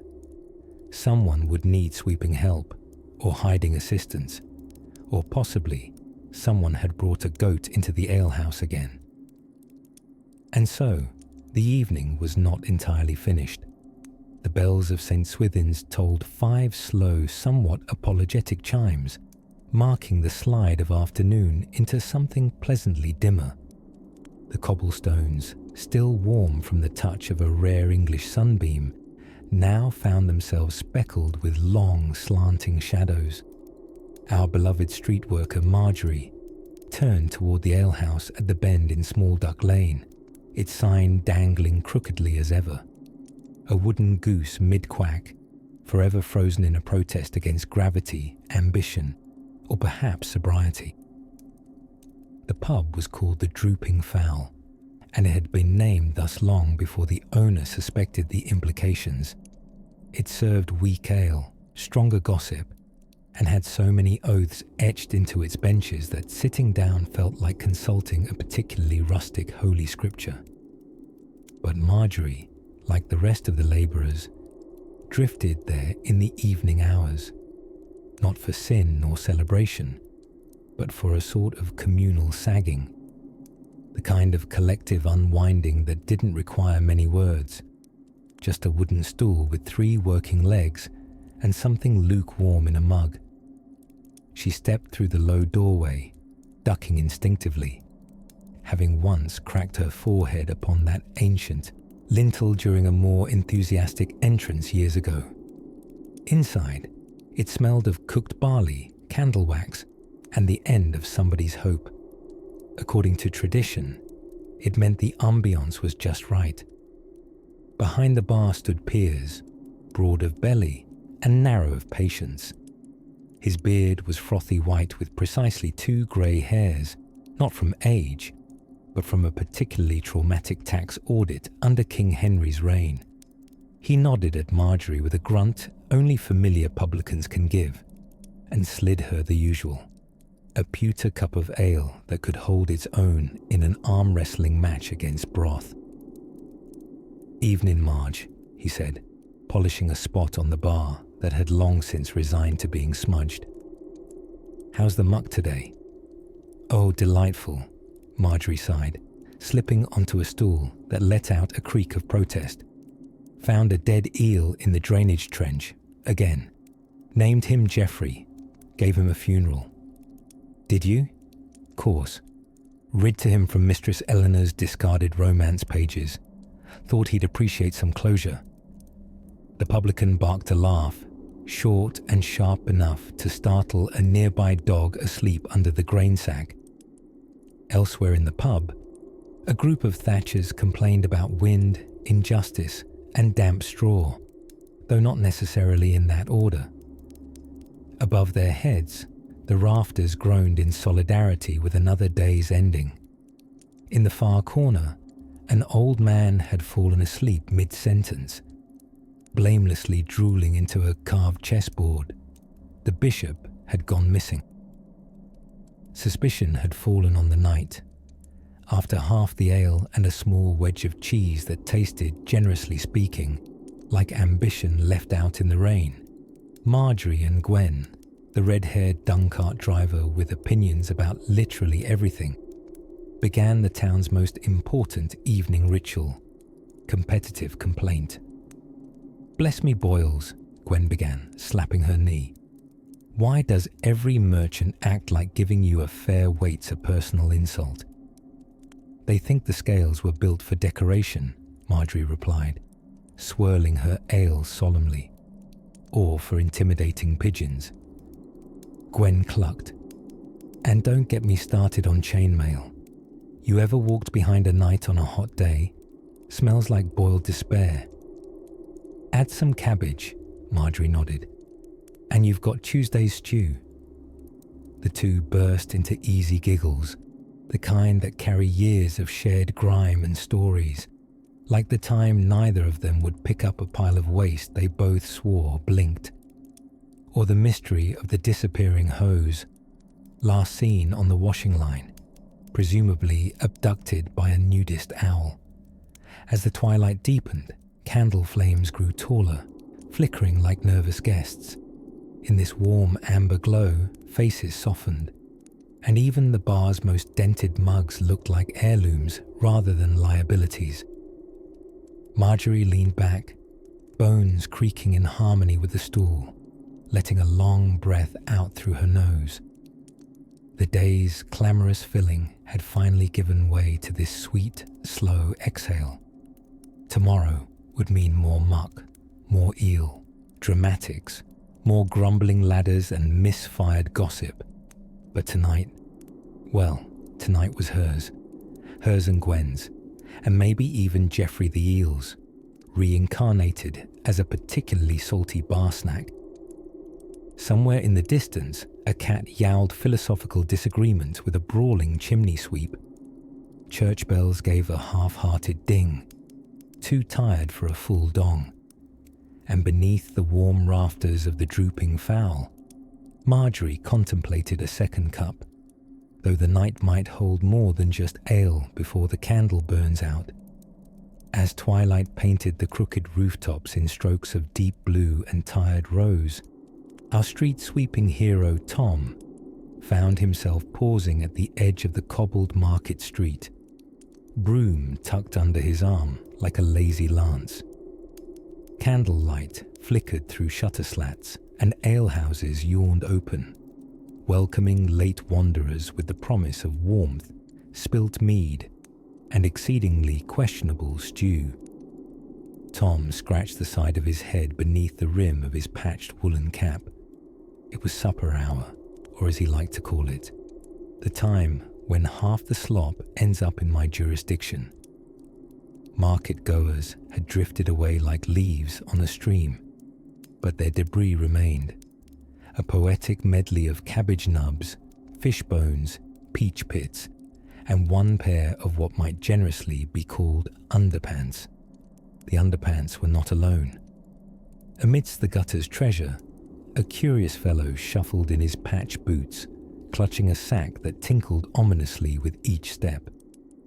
Dressed in the manner of a monk who had lost his monastery in a bet, the man offered Tom an unsettling grin.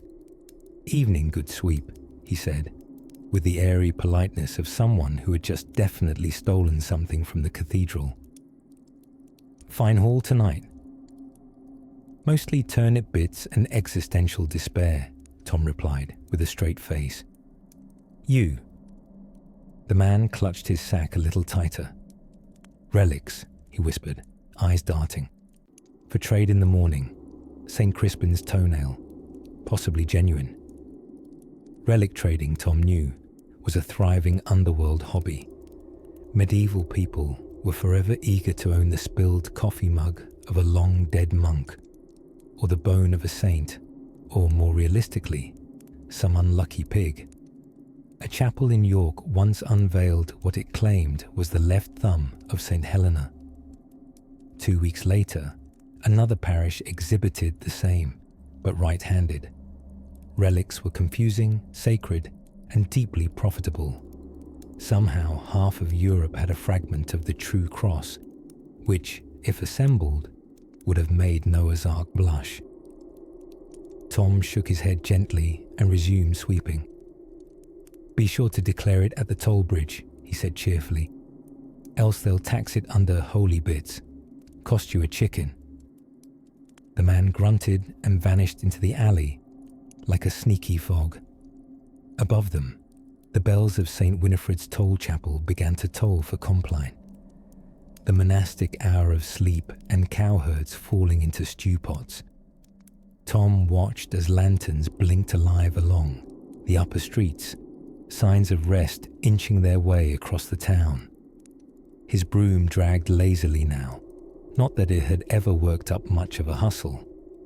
There was something deeply rhythmic about sweeping in the semi-dark, half dreaming, half spiraling into philosophical contemplation over how much goose is too much goose in a pie.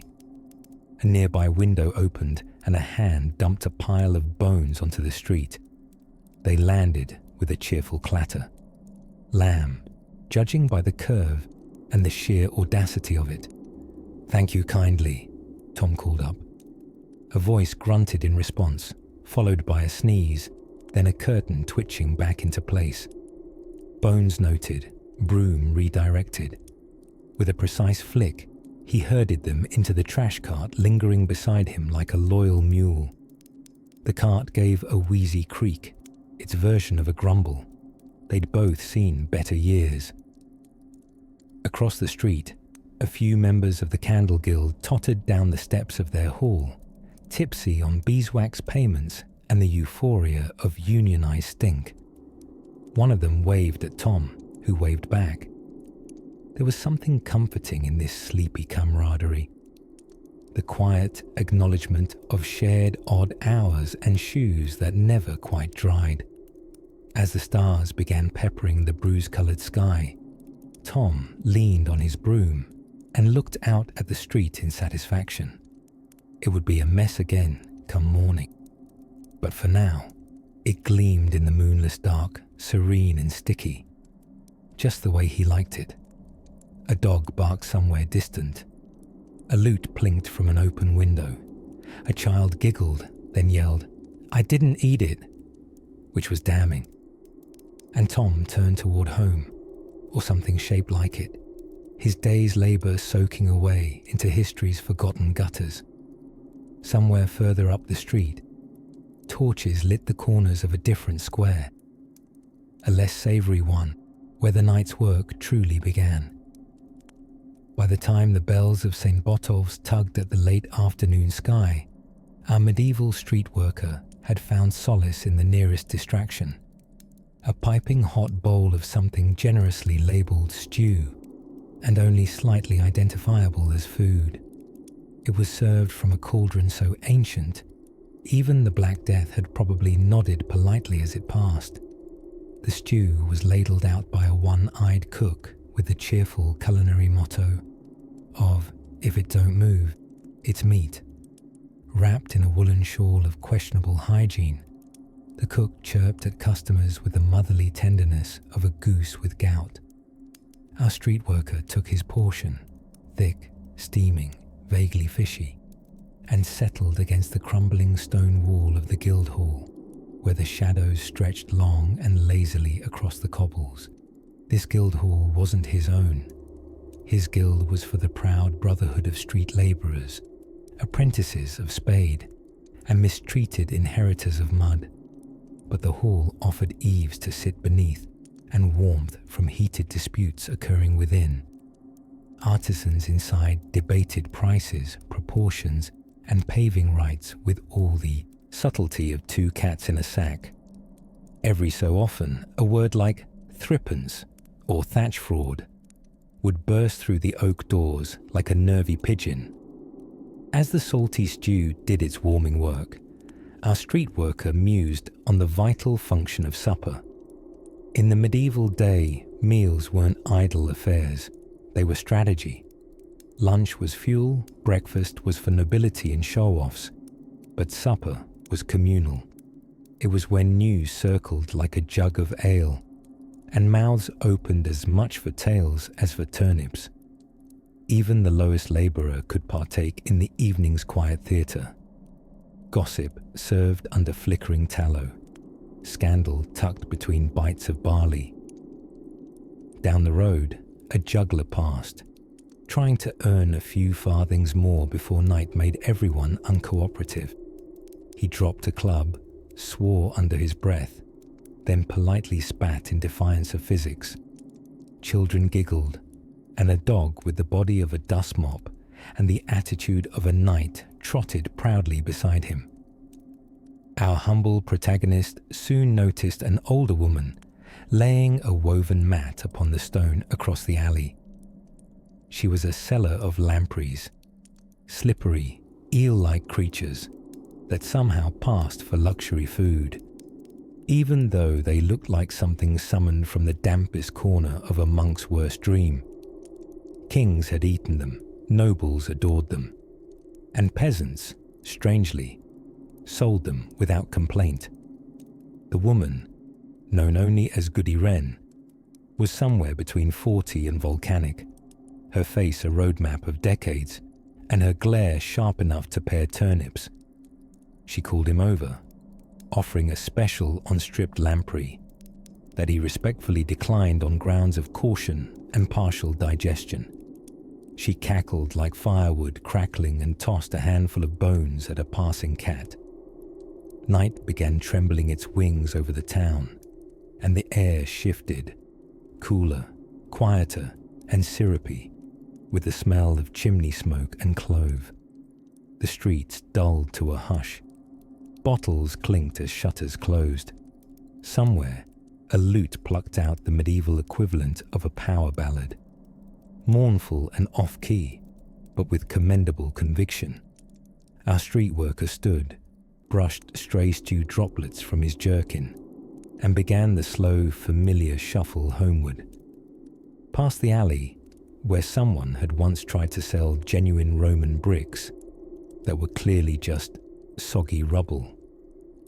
Past the old well, which locals affectionately named Whisper Hole due to its echo, and the occasional eerie voice that, they insisted, said things like, "Stop putting boots in me." And past the little shrine dedicated to St. Dunstan, patron saint of blacksmiths, poets, and people just trying to get through the week.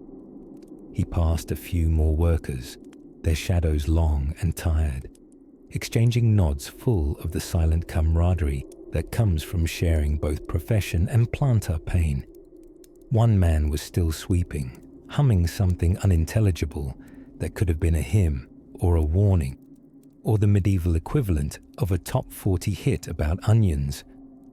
By now, the stars were beginning to peep shyly from behind clouds, and torches flickered like stories waiting to be told. Our street worker turned the final corner toward his quarters, more of a nook than a dwelling, and sturdier in spirit than in timber. Tomorrow, there would be wells to clean, refuse to wrangle, barrels to roll, and streets to spread gravel upon like a bakery spreads crumbs. But for now, there was rest, and somewhere nearby, a rooster crowed far too early or far too late, reminding us that time in the medieval town was more of a suggestion than a schedule. What awaited after sleep? Perhaps a midnight visitor of the barely legal sort. Perhaps only strange dreams of talking pigs and tax collectors.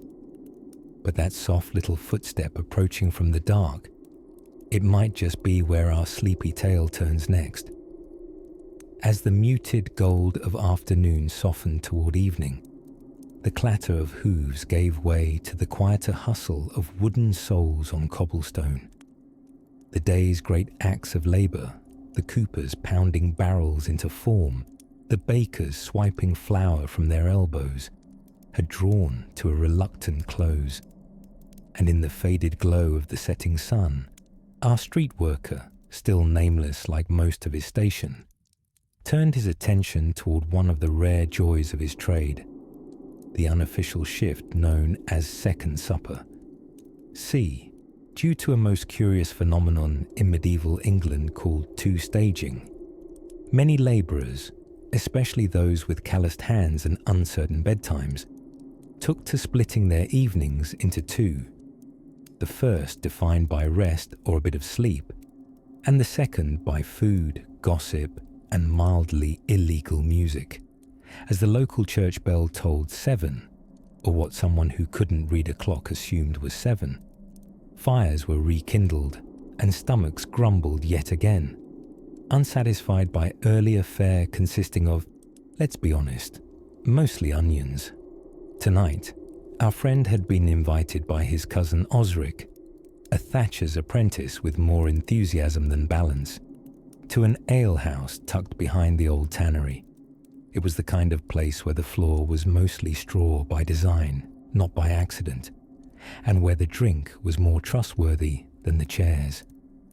A perfect setting for a second supper that was, technically speaking, someone else's last meal leftovers warmed over a smoky fire.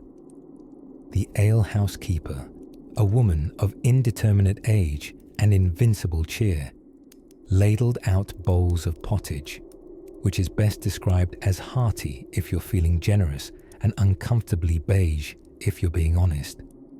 It had clearly been simmering for days, absorbing forgotten vegetables and gossip in equal measure.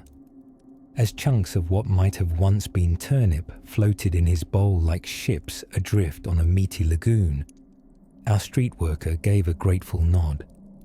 Warm food was still food.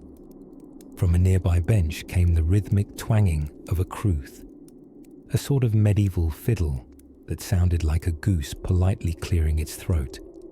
The musician, a one-eyed man named Lancel Wig, was an enthusiastic, if not entirely accurate performer.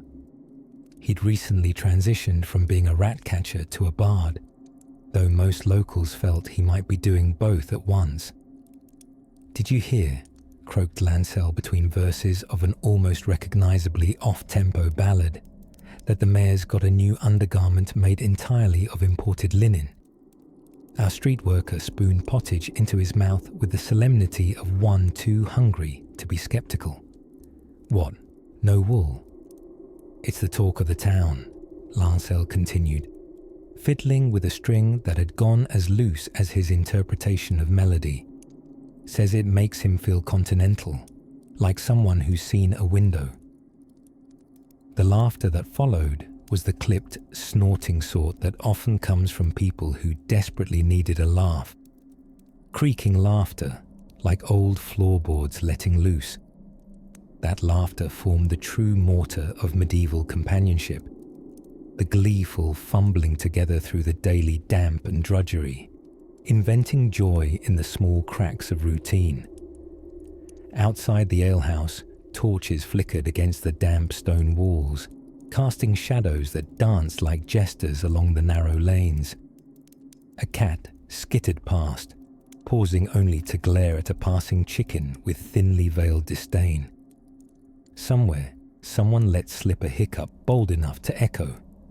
Likely Osric, already several ales into his descent toward the floor. Our friend, bowl empty and belly warmed, leaned back on a bench that wobbled ominously beneath him but held, as though sharing a silent promise. Just a little longer. And for a moment, amid the distant hum of crickets and the woody sigh of malted air, time blinked a little slower. A humble cork of peace in the barrel of the day. Tomorrow would bring more muck to clear, more chimneys to sweep, more accusations of idle loafing from those who'd never tried fitting 5 pints of pottage into a single lunch break. But for now, in that offbeat music and kettle broth warmth, there was a soft kind of magic. Not the kind with dragons or wizards' jewels, but the gentler kind. The kind sipped, not cheered. And just before his eyelids began drafting treaties with gravity, someone mentioned the pillory was getting a new coat of paint, and you simply wouldn't believe who was behind it. By the time the town bells tolled nuns, what we'd now call mid-afternoon, if we weren't pretending clocks didn't exist. Our street worker, Oswin, found himself navigating the strangest tide of daily life, the post-market lull. This was when the fish stopped flopping, fermented cabbage lost its mystique, and the general populace slipped into an afternoon fog brought on by heavy pottage and more than one regrettable mug of mead. For Oswin, it was a time to sweep up the remnants of lunchtime chaos. Slices of turnip abandoned in flight, crusts of rye pecked at by an especially judgmental goose, and a clump of what looked suspiciously like someone's hairpiece, or possibly a squirrel nest on holiday, lay across the cobbles with the kind of dramatic flair only medieval refuse could muster. He wielded his broom with the solemn precision of a cathedral organist, only dustier and substantially less likely to receive choir applause. Bits of straw caught in his beard, crumbs clung to his tunic, and his left sandal, a borrowed affair from his cousin, who swore it was almost new, squeaked morosely every third step. Still, Oswin swept. Now, street sweeping wasn't just about cleanliness. Oh no. In 14th century towns, the hierarchy of filth was a political matter. Were you sweeping above or below the ox dung line? Did your broom cross into the candlemaker's territory? Was your ash barrel facing north? Or had you violated the bylaws of the Cooper's Guild? Truly, these were questions that could ruin reputations, or at least result in very passive-aggressive notes nailed to one's door. A highlight of the post-lunch sweep was always the appearance of Dame Elfrida, a carrot merchant turned amateur theologian after a vision during Lent convinced her that St. Cuthbert of Lindisfarne had spoken to her through a particularly knobby root vegetable. In the afternoons, she canvassed the townsfolk with her basket of miraculous carrots and a stack of handwritten tracts explaining how the curvature of certain legumes proved the existence of divine geometry. Oswin, thy broom doth hum with the anger of angels, she called this particular day, fanning herself with a leaflet entitled The Transcendent Tuber and You. I think it's just the wind, Oswin replied, the corner of his mouth twitching upward. He never quite trusted vegetables that claimed spiritual insight. He'd once seen a potato try to wedge itself through a tavern door. Whatever epiphanies it had to offer were lost behind splinters. Elsewhere, a pair of giggling apprentices chased each other with goose quills, shrieking in glee until running headfirst into a barrel of lime intended for mortar, which promptly answered with puffs of indignation that it was not a toy. A jug breaker called out nearby, not someone who broke jugs, mind you, but a man tasked with replacing cracked ceramic vessels at pop-up stalls. His reputation depended on his claim to wholly unbreakable jugs, the same slogan written in charcoal on a cart that leaned precariously as if conscripted against its will. He pitched his voice above the honking goose choir and wailed, 3 farthings and a story included, before promptly launching into one about a jug that saved a man's marriage. The moral was unclear, the accent changed twice, and by the end, nobody knew who the jug had loved more, the man or the candle holder. Oswin, of course, knew all of these voices, all of these patterns. The town had its heartbeat, a rhythm of small episodes that repeated themselves like a lullaby.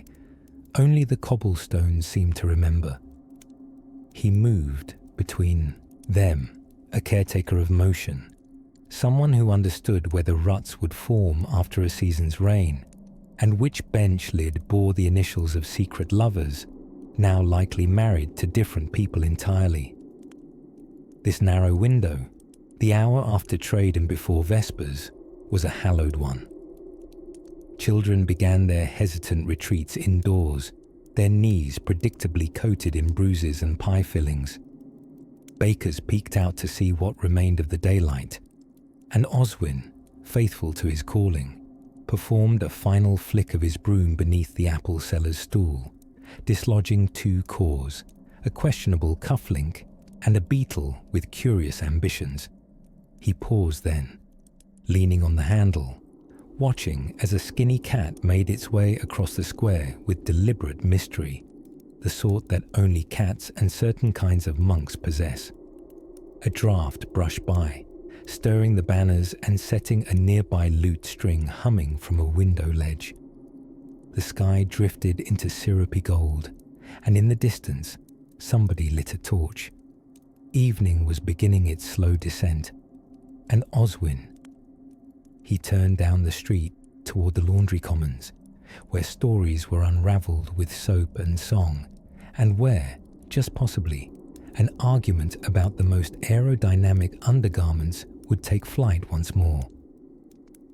As evening crept along the cobbled veins of the city, medieval twilight arrived, not with a sunset's fanfare, but with the slow disappearance of distinction between shadow and soot, chimney smoke and fog, day's duties and night's mischief.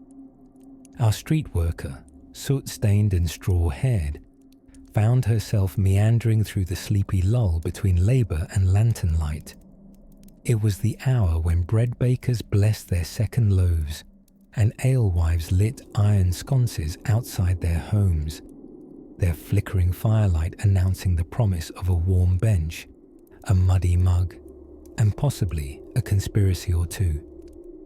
The streets, once clattered with market merchants and goats playing songs on cobblestones with their hooves, quieted into murmurs, the kind of hush reserved for secrets told under breath or plans whispered behind barrels. Beneath the worn hood of her smock, our heroine stirred with anticipation, not of rest, but of gossip. Night, after all, was the street worker's true library, where the town crier might yell facts at the lazy sun. The alleys and archways held stories whispered with sly smiles and the occasional poorly hidden grimace. And so she made her way to Grub Lane, where Mistress Editha sold barley cakes by day and less spiritual comforts by night. But Editha was more than a merchant of mead and murmurs. She maintained an invisible bulletin board of neighbourhood affairs with encyclopedic memory and a moral compass that pointed very loosely north. "Evening, duck," Editha murmured over the edge of her tankard, eyeing the street worker as one might a familiar pigeon. Kindly, but wary of droppings. "Any news of Master Barlow's new apprentice?" our heroine asked, pressing a few straw pence into the woman's hand, a tacit toll for the toll booth of local knowledge. Editha grinned, cheeks rosier than a bishop at confession. "Ran off not 3 hours yestermorn. Said he'd sooner marry a plague widow than spend another day scraping hide for candles. Not that he'd have had much choice in either regard. Ah yes, the soapmaker's apprentice." Our street worker made a mental note. Wax has an uncanny ability to harden both candles and tempers. Elsewhere down the lane, the fiddler Ambrose had set up on top of a rain barrel, playing melancholic tunes that made even the rats pause mid-scamper, their tiny ears twitching in time. His left shoe was missing its sole entirely. The right one had, curiously enough, acquired a second sole made of flattened pewter, a curious but effective repair that clinked delicately with every tap. Beneath the music and murmurs, our street worker spotted a curious figure in the shadows, a child in a tunic 2 sizes too big, watching the world go by with the observant silence of a cat perched on a lintel. She offered a half-carrot from her satchel, which the child accepted like a holy relic. In the Middle Ages, your dinner didn't always come dressed in silver service. It might just wander by in the hand of a tired stranger who smelled faintly of tallow and optimism. "Mind the bishop's boys down by River Gate," the child whispered in return. pointing with the carrot-turned wand. They're rolling drunk and looking for reasons. So much for the sanctity of the cloth. Our heroine gave a nod of thanks and turned off toward the quieter vein of Old Rack's Alley, where the buildings leaned into each other like drunks swapping secrets. There she walked slowly, not out of fear, but ritual. This was the day's most sacred hour. Beneath the muddled kiss of smoke and damp timber, somewhere between fatigue and familiarity, she could feel the pulse of the city thrum in her boots. Not grand like a night steed or awing like the hymns from high chapels, but low, steady, enduring. The heartbeat of those who built the bones of society while others counted gold or souls. As bells clanged vespers from some unpredictable direction, their timing more artistic suggestion than standard time. She rounded a corner to find a flickering lamplighter, shaky on his third ladder that evening. His torch writhed against the wind like a dancing eel. Lighting the way for thieves and lovers both, he muttered cheerily without looking down. Our street worker smiled. May they not be one and the same. He cackled as if she'd said the funniest thing all year, though it was March, and the bar had not been set especially high. With streets bathed in amber glow, her path lit by unsure flame and familiar cobble, she followed her feet back toward her end of the town. The gentle hum of the city at night was less a lullaby and more a gently narrated weather report. Soot prevailing from the north with scattered whispers and a strong chance of mischief. And as the last streaks of sun gave way to candles and dreams, she walked on, into corridors where sleep tiptoes softest, and where the night still had a tale or two left to tell. The moon had taken its post above the thatched roofs and crooked chimneys of the town, casting a silvery quilt over cobblestones that bore the weight of thousands of forgotten footfalls. A hush settled on the alleyways, interrupted only by the occasional mewl of a hungry cat or the rhythmic drip-drip of water from a faulty gutter. Our street worker, master of muck, baroness of brush, unpaid therapist to damp basements and public privies alike, was winding down. The tools were cleaned, or at least rinsed in the river, and left to drip dry near the mule cart. And what a mule he was. Geoffrey, the ever-skeptical, oat-motivated companion, who gave precisely 0 hooves about the machinations of medieval society. While other steeds bore knights into battle or paraded under lords, Geoffrey's daily spoils consisted of turnip peels and the dubious honour of pulling a wagon laden with slop buckets and semi-dignified rags. Tonight, as bells tolled the hour, slightly off-key, as the bell ringer had fallen asleep mid-swing, the town exhaled. Candlelight flickered behind shutters. Alehouses, once rowdy with bawdy songs and poorly thought-through arm-wrestling matches, began to empty, and our dear street worker returned home. Home, as it happens, was less of a dwelling and more of a suggestive structure, a collection of planks nailed together by someone who had clearly lost interest halfway through, with a straw mattress generously described as stuffed, and walls so thin they could hear the baker snoring 2 plots over. But it was dry. It stood more or less upright, and in a world where bathwater and beer were indistinguishable in consistency, that counted for quite a bit. Inside, our humble labourer lit a small tallow lamp, its glow dancing across a wooden cup of something pretending to be cider. The fire was little more than a hopeful pile of ashes, carefully coaxed into warmth with half a stick and an encouraging sigh. She peeled off her outer layer of mud-crusted garmentry, setting it near the hearth to become only marginally less offensive by morning. With a sigh, She sat, more a controlled fall, really, onto her mattress. The day's work still nestled in her muscles, in the creases of her fingers, forever etched into the wrinkles of her elbows. But despite the weight of grime and the whispered ache in her shoulders, there was a serenity to this nightly routine, the constancy of it, the dependable predictability of muck. She reached for her evening parchment. Not a book, precisely, but a scrap of rough vellum carrying a scribbled low tally, half a prayer to an obscure saint of drainage, and a recipe for festive turnips.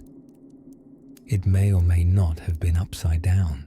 History has a habit of obscuring the quiet dignity of work like hers. Chronicles are grand on tournaments and treaties, thin on who fetched the trenchers or scraped wax from the floor after a feast. Yet, without street workers, the 15th century would have sunk further into something unspeakable. Cities, if you could call them that, relied on people like her, early risers, alley navigators, wielders of ladles most foul. As she leaned back, half listening to the wind tickling the gaps in her wooden wall, her eyes flicked over a dangling charm above her bed, a dried sprig of woad and a chicken bone, magical protection supposedly. Given the state of her neighbour's goat, who had recently attempted tax evasion by kicking over a ledger, anything to ward off mischief was welcome. Below her window, the town stubbed out its final embers of activity. A watchman muttered to himself, scratching a parchment with exaggerated care. Somewhere, a pair of miscreants were discussing the merits of sneaking into the bakery. They would be foiled by an aggressive goose and a surprisingly alert night apprentice. And up in that flimsy loft, layered in the scent of tallow, ash, and faintly turnipy wool, our street worker yawned. One of those yawns that begins in the shoulders and ends somewhere near the toes. She pulled a blanket over herself, half wool, half pre-questionable materials regulations, and lay flat, staring up at the beam crisscross ceiling. Tomorrow would bring fresh slop, doubled rain, and further adventures in medieval pest control. But tonight, her world was small, safe and simple. A roof overhead, a mule within earshot, and a day completed without incident, apart from the goose, but we agreed not to talk about that. She closed her eyes and let sleep wrap its arms around her. Not far off, a faint creak echoed. Geoffrey, settling in the straw. All was well. And morning. Well, morning would arrive soon enough.